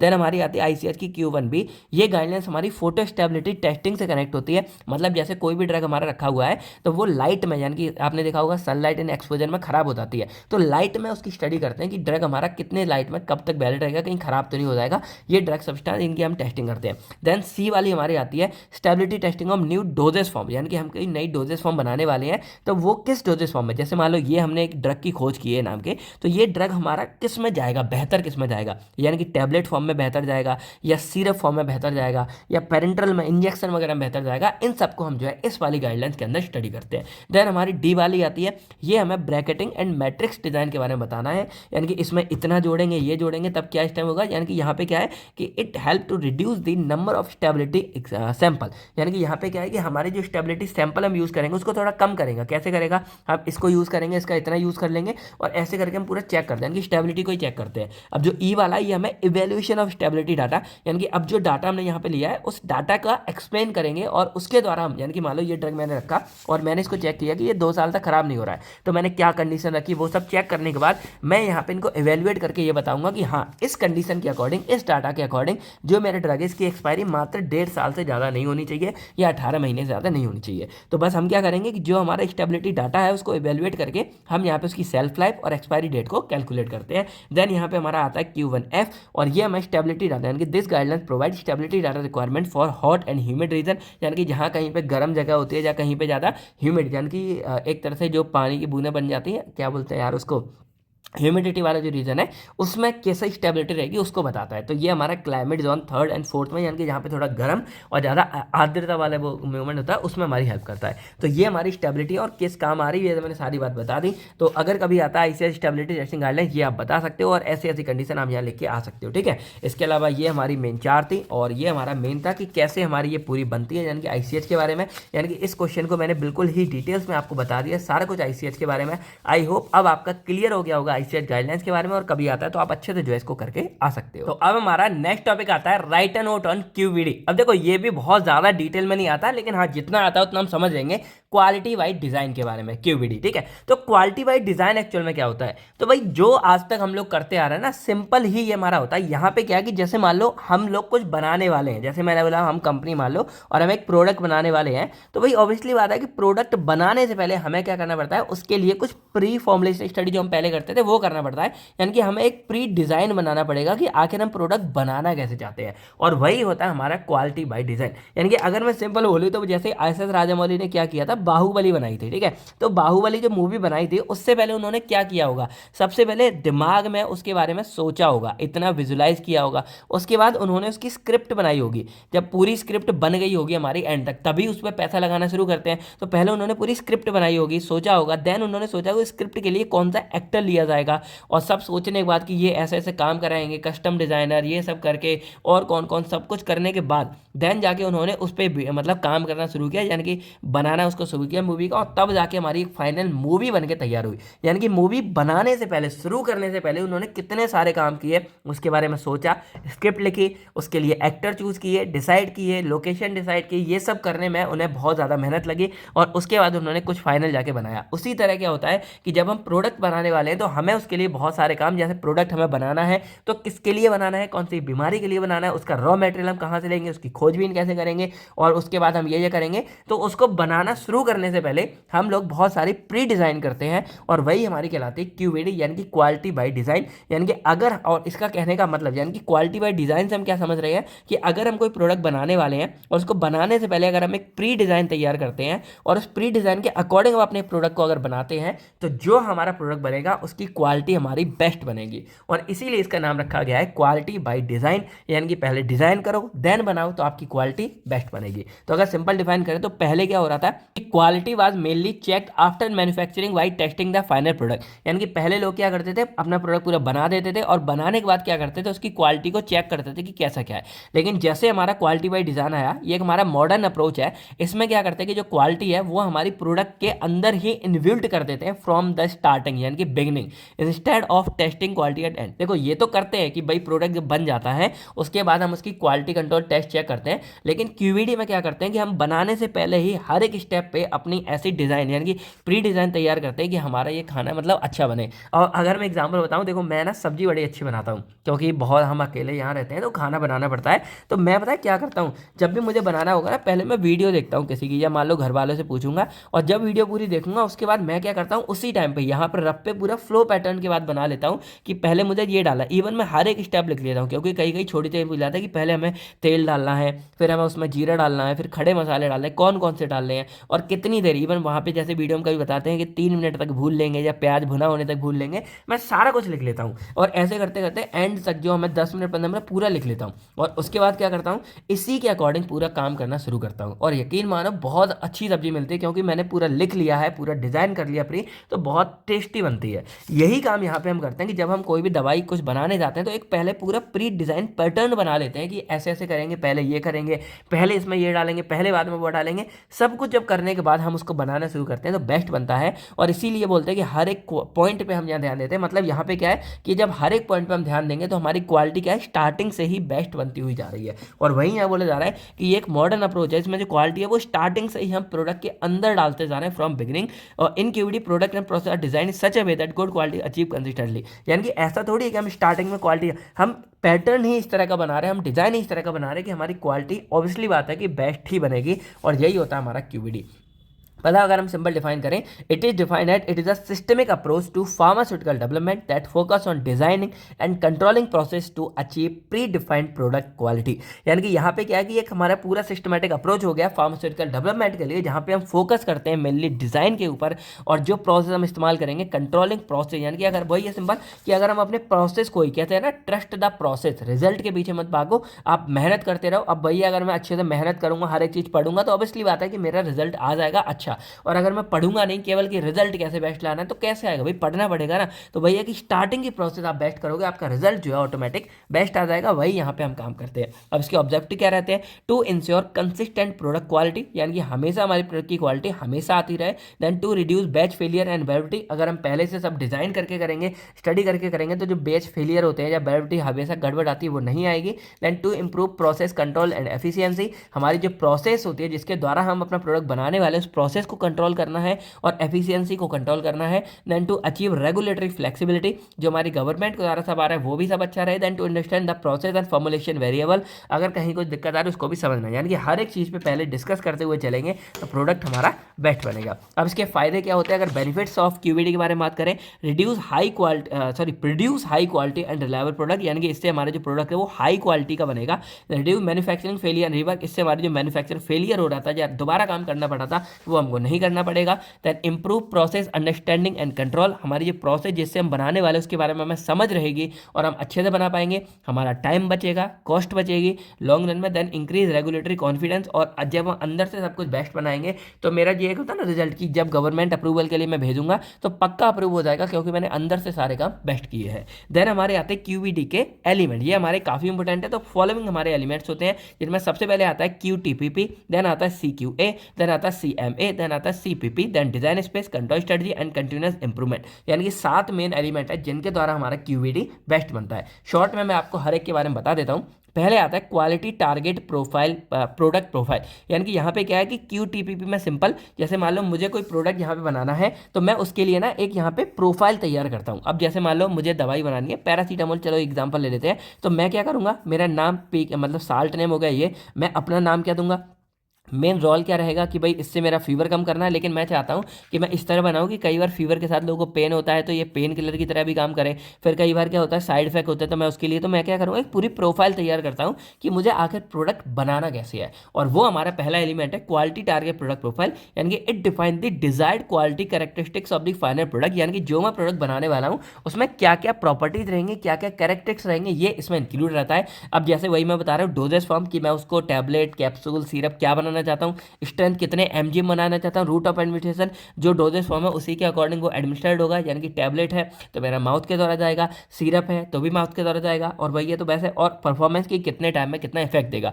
यानी कि यहाँ पे क्या है कि हम एक कंप्लीट प्रोफाइल बनाते हैं डिजायर्ड प्रोडक्ट की, यानी कि जो हम बनाना चाहते हैं उसकी एक कंप्लीट प्रोफाइल तैयार करते हैं। ऐसे हम लोग की बनती है, हम किसी का पेपर देने जाते हैं तो फॉर्म भरते पहले। देन आता है क्रिटिकल क्वालिटी एट्रीब्यूट्स। अब देखो क्रिटिकल क्वालिटी एट्रीब्यूट्स क्या होता है, यानी कि जो मैं यहाँ पे प्रोडक्ट बनाने वाला हूँ उस प्रोडक्ट की क्या क्या प्रॉपर्टीज रहेंगी। जैसे उसकी फिजिकल प्रॉपर्टीज क्या रहेंगी, कितना हमारा मेल्टिंग पॉइंट रहेगा, कितना बॉइलिंग पॉइंट रहेगा, उसकी केमिकल प्रॉपर्टीज रहेंगी, किसके साथ कितना करना चाहिए, बायोलॉजिकल प्रॉपर्टीज क्या रहेंगी, क्योंकि इन सब चीज़ों पे हमें ध्यान देना पड़ता है। अब मान लो हमने ध्यान नहीं दिया, हमने बना दिया कि उसकी फिजिकल, या मान लो उसका ना बायोटी बहुत कम है, यानी कि एब्जॉर्ब कम होती है, और उसके बाद हमने उसको टैबलेट फॉर्म में बना दिया, तो अगर किसी की एब्जॉर्प्शन बहुत कम है और उसको अगर आप टैबलेट फॉर्म में बनाओगे तो वो एब्जॉर्ब ही नहीं हो पाएगी अच्छे से, तो भाई कोई रोल नहीं रहेगा। तो यही है कि पहले हमें जो है उसकी फिजिकल, केमिकल, बायोलॉजिकल प्रॉपर्टीज कैसे क्या होने वाली है उन सब के बारे में पता होना चाहिए, उनको कंट्रोल करना चाहिए, और उसी के अकॉर्डिंग हम आगे की चीज़ बनाएंगे।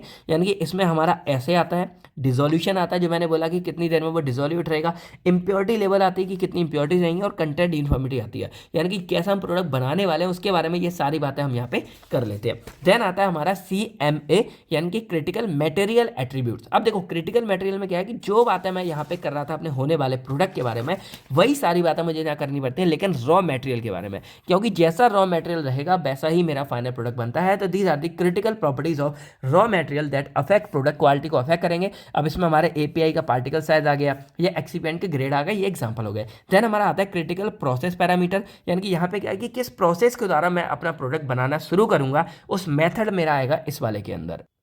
मतलब सिंपल अगर आप देखोगे तो जो जो हम यहाँ बनाने में हमको यूज़ होता है वही यूज़ कर रहे हैं। अगर मैं रिवाइज करूँ तो यहाँ पे हमने एक कंप्लीट प्रोफाइल बना ली, यहाँ पे जो मेरा मटेरियल है उसकी प्रॉपर्टीज देख ली, यहाँ पे जो रॉ मटेरियल रहेगा उसकी प्रॉपर्टीज देख ली, और जो प्रोसेस वाला है कि किस मेथड से मैं इनको बनाऊंगा वो यहाँ पे मैं पूरा कंट्रोल करूँगा। यानी कि वही मैं बोल रहा हूँ कि यहाँ पे क्या है कि हर एक स्टेप पे यहाँ पे हम क्वालिटी के बारे में बात कर रहे हैं, और इसके लिए हम क्या कर रहे हैं कि हर एक स्टेप पे हम बात कर ले रहे हैं, यानी कि हर एक स्टेप हमारा कैसा क्या होना चाहिए एलिमेंट के अकॉर्डिंग। और जब हर एक स्टेप को हम यहाँ पे कंट्रोल करेंगे तो जो ओवरऑल मेरा प्रोडक्ट बनेगा वो भी कंट्रोल एनवायरनमेंट में बेस्ट क्वालिटी का बनेगा, और इसीलिए इसको क्वालिटी बाय डिजाइन बोलेंगे। यानी कि हमने डिजाइन ही इस तरह का बनाया कि हमारी क्वालिटी बेस्ट बन रही है। फिर आता है डिजाइन स्पेस, यानी कि अब यहाँ पे क्या है कि जो हमारा प्रोडक्ट सब कुछ देख लिया, तो अब इसको बनाने के लिए हमें डिजाइन की स्पेस की जरूरत है। तो वो स्पेस कैसा चाहिए, अब जैसे एग्जांपल शॉट बनाऊं तो आपने देखा होगा जो ऐसी जगह होती है उनमें ऐसे कर्व होते हैं, यानी कि जैसे नॉर्मल हमारे घरों में क्या है ये सीधी सीधी वॉल है, लेकिन वहां पे ऐसे कर्व रखते हैं। कर्व का रीजन क्या है कि इनमें हमारे कुछ माइक्रो वगैरह फंस सकते हैं, लेकिन इनमें नहीं फंसेंगे, और सफाई भी हमारी सीधी हो जाएगी, क्योंकि जब झाड़ू हम कुछ भी लगाते हैं वहाँ ये किनारे से नहीं हटता, लेकिन जो ऐसा होता है इससे हमारा सब कुछ हट जाता है। तो हम इस तरह की डिजाइन स्पेस करते हैं। तो वही है कि यहाँ पे हमें सेफ वर्किंग एरिया कैसा बनाना है, मैन्युफैक्चरिंग वो देखते हैं, स्टेरिलिटी टेस्टिंग है, असेप्टिक एरिया देखना है, तो वो सब हम देखते हैं। जैसे एग्जांपल में हम यहाँ पे असेप्टिक एरिया लिख सकते हैं कि हमें यहाँ पे जैसे असेप्टिक एरिया की रिक्वायरमेंट है कुछ बनाने के लिए। देन आता है कंट्रोल स्ट्रेटजी, यानी कि ये पूरा प्लान सेट होता है कंट्रोल का, जिससे हमारे प्रोडक्ट की क्वालिटी बनी रहे। अब इसमें हमारे मटेरियल हो गए, प्रोसेस हो गए, इक्विपमेंट हो गए, टेस्टिंग होगी, यानी कि जो ऊपर था सभी को इन्वॉल्व करके हम सभी पे कंट्रोल रखेंगे। और अब हमारा बिल्कुल लास्ट में आता है कंटिन्यूअस इंप्रूवमेंट, यानी कि जो QVD है वो हमारा सपोर्ट करता है कि जो हमारी जो भी मतलब स्टेप थे उनको कंटिन्यूअस हम मॉनिटर करते रहें, और अगर कहीं पे दिक्कत हो रही तो हम उसको इंप्रूव करते रहे।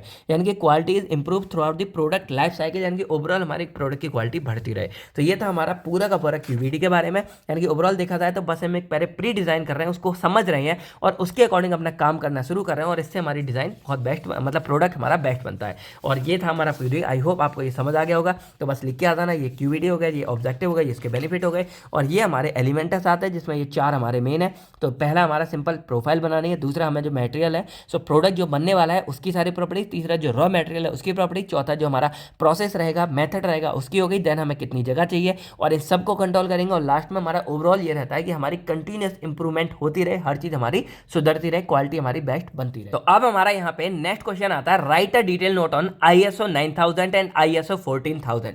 अब देखो ये जो दो है ना, ये हमारे स्टैंडर्डाइजेशन करने के मतलब एक तरह से ऑर्गेनाइजेशन है, और यहाँ पे दो हैं, दोनों के बारे में बात करेंगे। और मेनली जो हमारा क्वेश्चन आता है वो आता है कि इसमें अगर किसी कंपनी को अपने आप को रजिस्टर कराना था वो कैसे करा सकती है, और इनके मेन एलिमेंट्स के बारे में हम बात करेंगे। पहले मैं आपको क्लियर कर दूं कि ये हमारा होता क्या है। तो अगर हम देसी तरीके से एक छोटा सा एग्जांपल समझे, मान लो आपको बताया कि भाई फार्मेसी के बहुत सारे चैनल है, या चलो मैं कॉलेज का नाम लेता हूं, फार्मेसी के बहुत सारे कॉलेज हैं, जैसे मान लो एक A नाम का है, एक B नाम का है, एक C नाम का है, एक D नाम का है, ठीक है। और यहाँ पे अब आता है एक स्टूडेंट, मान लो ये स्टूडेंट है और इसको एडमिशन लेना है, ठीक है।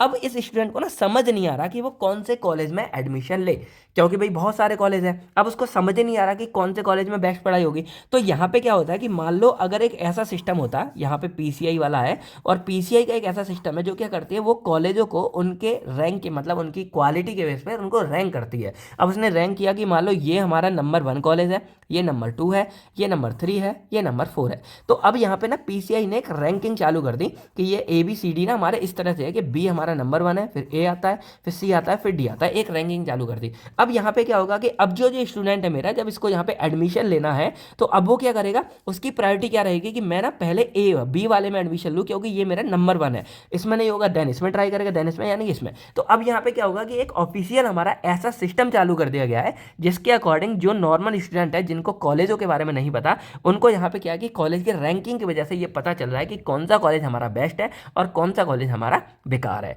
तो यही यहाँ पे होता है ISO, यानी कि ISO क्या है, सिस्टम हमारा है जो पूरी कंपनियों को, यानी कि मान लो हमारी ये ABCDEF ये हमारी कंपनी है डिफरेंट। अब इन कंपनियों पे मान लो मैं एक मतलब पेशेंट हूँ और मुझे यहाँ से दवाई लेनी है, तो मुझे नहीं पता कि भाई मैं कौन सी कंपनी की दवाई लूँ, मुझे नहीं पता। तो यहाँ पे हम क्या देखते हैं कि मान लो जो A और B और C है, इनको ना ISO ने मान्यता दे रखी है, और मान्यता जब ISO ने दे रखी है तो मेरा ऑब्वियसली पहला ट्रस्ट हो जाता है कि हाँ जो ABD ये वाली कंपनी है, इनको अगर ISO ने स्टैंडर्ड कर रखा है, यानी कि इनको अगर अपनी मान्यता दे रखी है, तो ये कंपनी हमारी इन बाकियों से ज़्यादा इंपॉर्टेंट, ज़्यादा मेन, ज़्यादा अच्छी होंगी। तो अब मुझे क्या करना है कि अगर मुझे दवाई लेनी तो मैं इन तीनों में से कोई सी कंपनी से जो है दवाई ले लूँगा। यही होता है मेरा ISO का सिस्टम। यानी कि अगर मैं सिंपल बोलूं तो ISO stand for international organisation for standardisation, यानी कि सिंपल क्या है कि ये मेरी एक ऐसी संस्था होती है जो मेरी किसी भी कंपनी है उनको क्या करती है, एक अपना सर्टिफिकेट प्रोवाइड करती है। और जैसे ही इन कंपनियों को ये सर्टिफिकेट मिल जाता है, हम ये समझ जाते हैं कि ये कंपनी हमारी बेस्ट क्वालिटी की है, क्योंकि ISO जो है वो इनको सर्टिफिकेट ऐसे नहीं कि कंपनी और दे दी, ना ना ना, ISO सर्टिफिकेट देती है इनको चेक करके, ऑडिट करके, इंस्पेक्शन करके कि क्या एक्चुअल में ये कंपनी उस लायक है, क्या ये कंपनी एक्चुअल में उस क्वालिटी को फुलफिल कर रही है कि इनको ये ISO का सर्टिफिकेट देना चाहिए।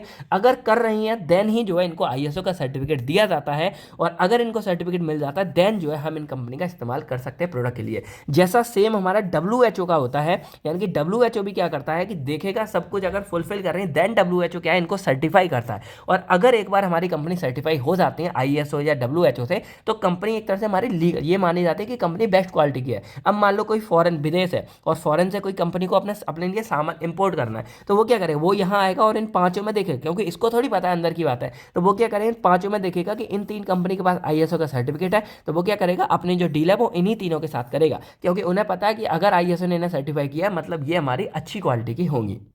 तो आई होप अब आपको जो है एक ISO का फंडा क्लियर हो रहा होगा। तो अगर मैं अब बात करूं, ISO स्टैंड फॉर, ये आप समझ गए, यानी कि यहाँ पे क्या है कि इंटरनेशनल संस्था होती है पूरी जो स्टैंडर्डाइज करती है, यानी कि स्टैंडर्ड सेट करती है कि ये कंपनी हमारी अच्छी है और बेस्ट है।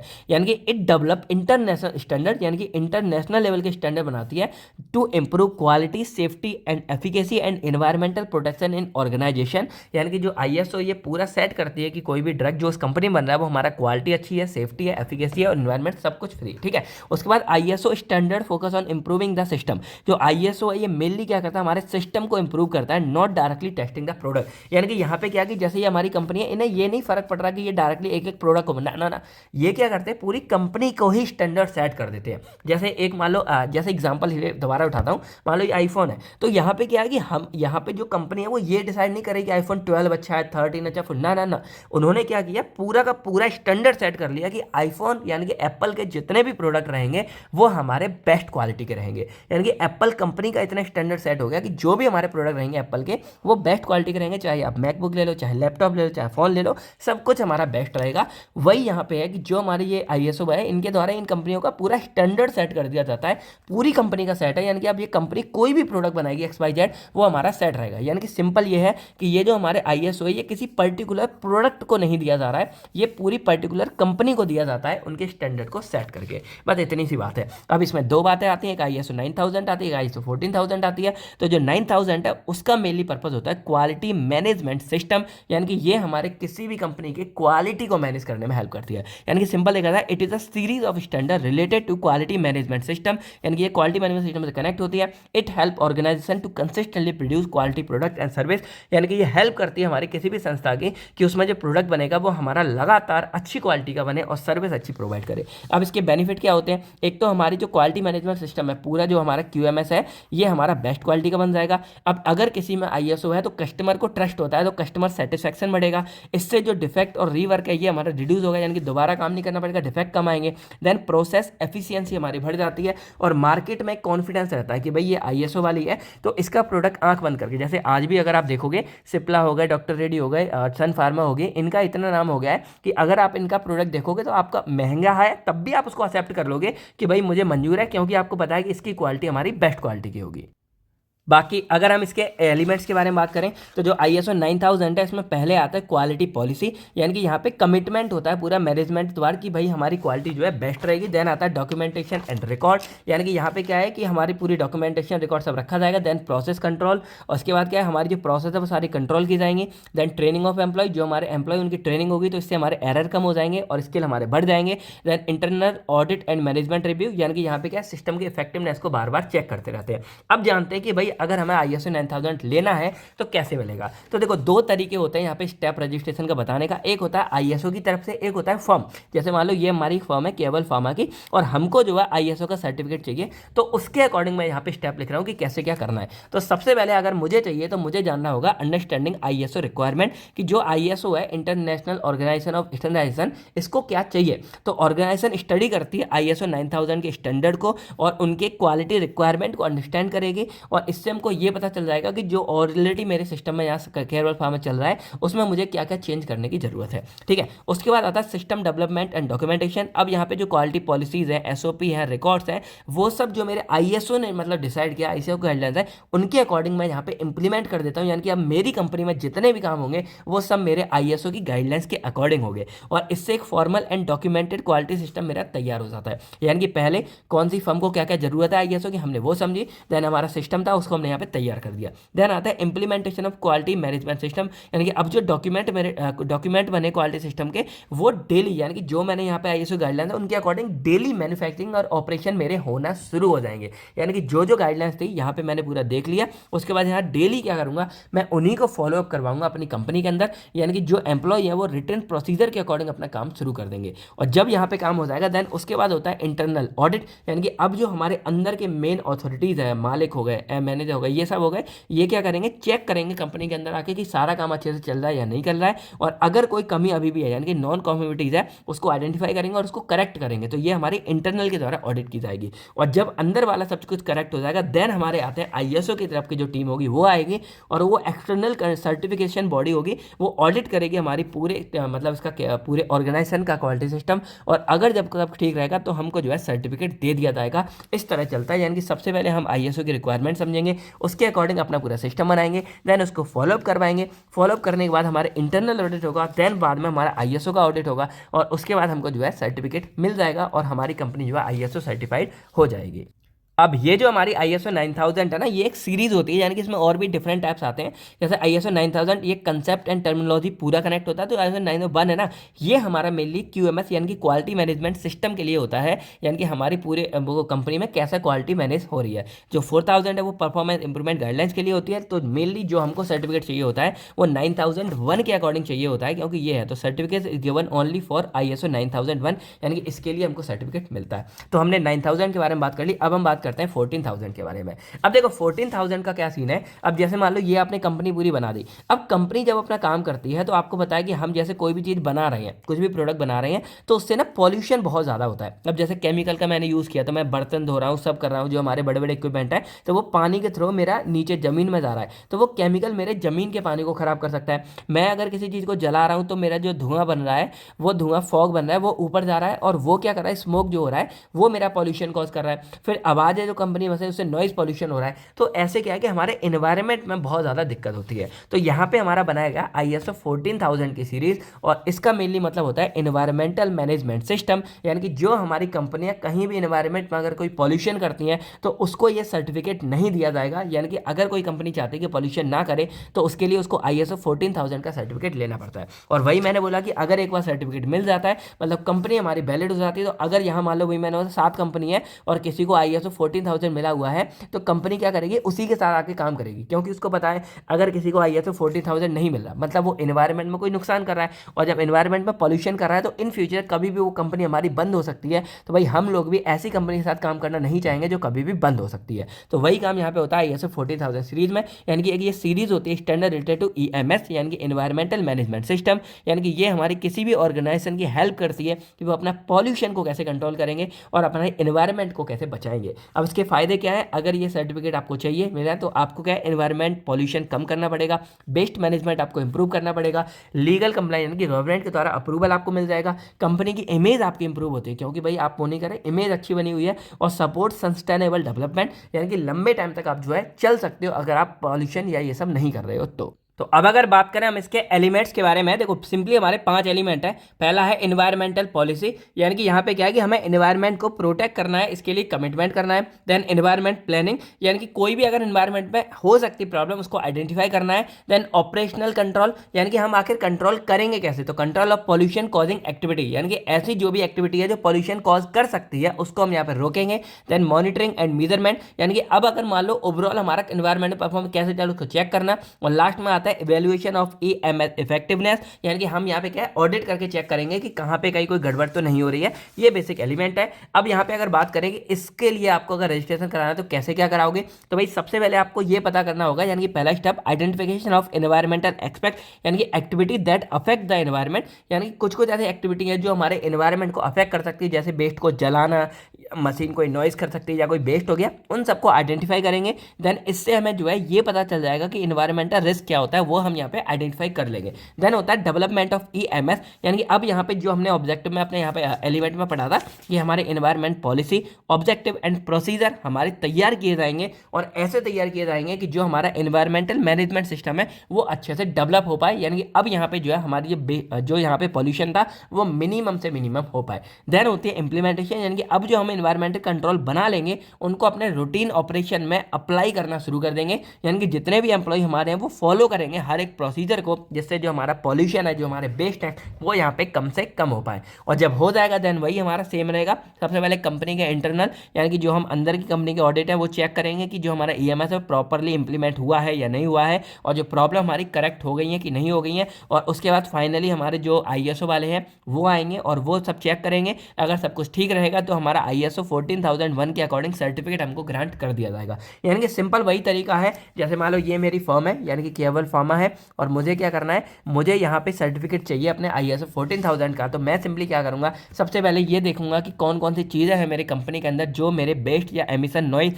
या पॉल्यूशन कॉज कर सकती हैं, और देन उसके बाद मैं ऐसा सिस्टम बनाऊंगा कि वो सब चीज़ें मेरी कम से कम हो, और उसके बाद मैं उन सिस्टम को जो मैंने बनाया उसको इंप्लीमेंट कर दूंगा अपनी कंपनी के अंदर में कि इसी तरह काम चले। उसके बाद मैं, यानी कि मेरे जो मेन पूरे कंपनी के हैं वो सारे चेक करेंगे और उसके बाद फाइनल ISO चेक करेंगे और सब सही रहा तो हमें सर्टिफिकेट दे दिया जाएगा। अब इसके भी हमारे सब टाइप होते हैं, जैसे हमारा ISO 14000 सीरीज में 14001 हो गया, 4 हो गया, 10, 11, बहुत सारे होते हैं। मेनली जो हमारा 14001 है वो हमारा EMS के लिए रिस्पॉन्सिबल है, यानी कि EMS रिक्वायरमेंट के लिए, तो इसी से हमको सर्टिफिकेट मिलता है। जो 4 है वो हमारा EMS इंप्रूवमेंट गाइडलाइंस देता है। जो बाकी ये है ये हमारे एडिंग मतलब सब स्टैंडर्ड को सेट करेंगे, ऑडिट वगैरह करेंगे, ये सब है। मेनली जो हमको सर्टिफिकेट है वो हमको ISO 14001 के अकॉर्डिंग देखने को मिलता है। तो ये हो गया हमारा पूरा का पूरा ISO के बारे में। तो अब अगर देखा जाए तो ओवरऑल ISO 9000 जो है वो हमारी क्वालिटी मैनेजमेंट सिस्टम को इंप्रूव करेगा, और जो ISO 14000 है वो मेरे इन्वायरमेंटल मैनेजमेंट सिस्टम को इंप्रूव करेगा और पॉल्यूशन को कंट्रोल करेगा। तो ये दोनों थे कि ISO 9001 है क्वालिटी सिस्टम सर्टिफिकेट देता है और 14001 है वो इन्वायरमेंटल सिस्टम सर्टिफिकेट देता है। तो अब अगर देखा जाए ओवरऑल तो हमने यहाँ पे अपने दोनों ही टॉपिक के बारे में अच्छे से बात कर ली है।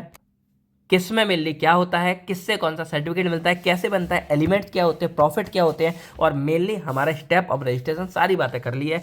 अब हमारा जो है बिल्कुल ही आखिरी टॉपिक रह जाता है, right a short note on naval accreditation, यानी कि NABL एक्रीडिटेशन। अब देखो इसके बारे में अगर समझना हो ना, बहुत ही सिंपल तरीका है। अब जैसे मान लो कि एक हमारा ये शहर है, ठीक है, जस्ट एग्जांपल मान लो कि ये एक शहर है और यहाँ पे कोई ये बंदा है और इसके साथ ना कुछ गलत हो गया, ठीक है, मान लो यहाँ पे हो गया, इसको किसी ने मारा और मार दिया। और यहाँ पे क्या है कि मान लो कोई ये जिसने ना वो एक बड़े बाप का बेटा है, यानी कि बड़े लोग हैं, एक तरह से बड़े लोग हो गए, ठीक है।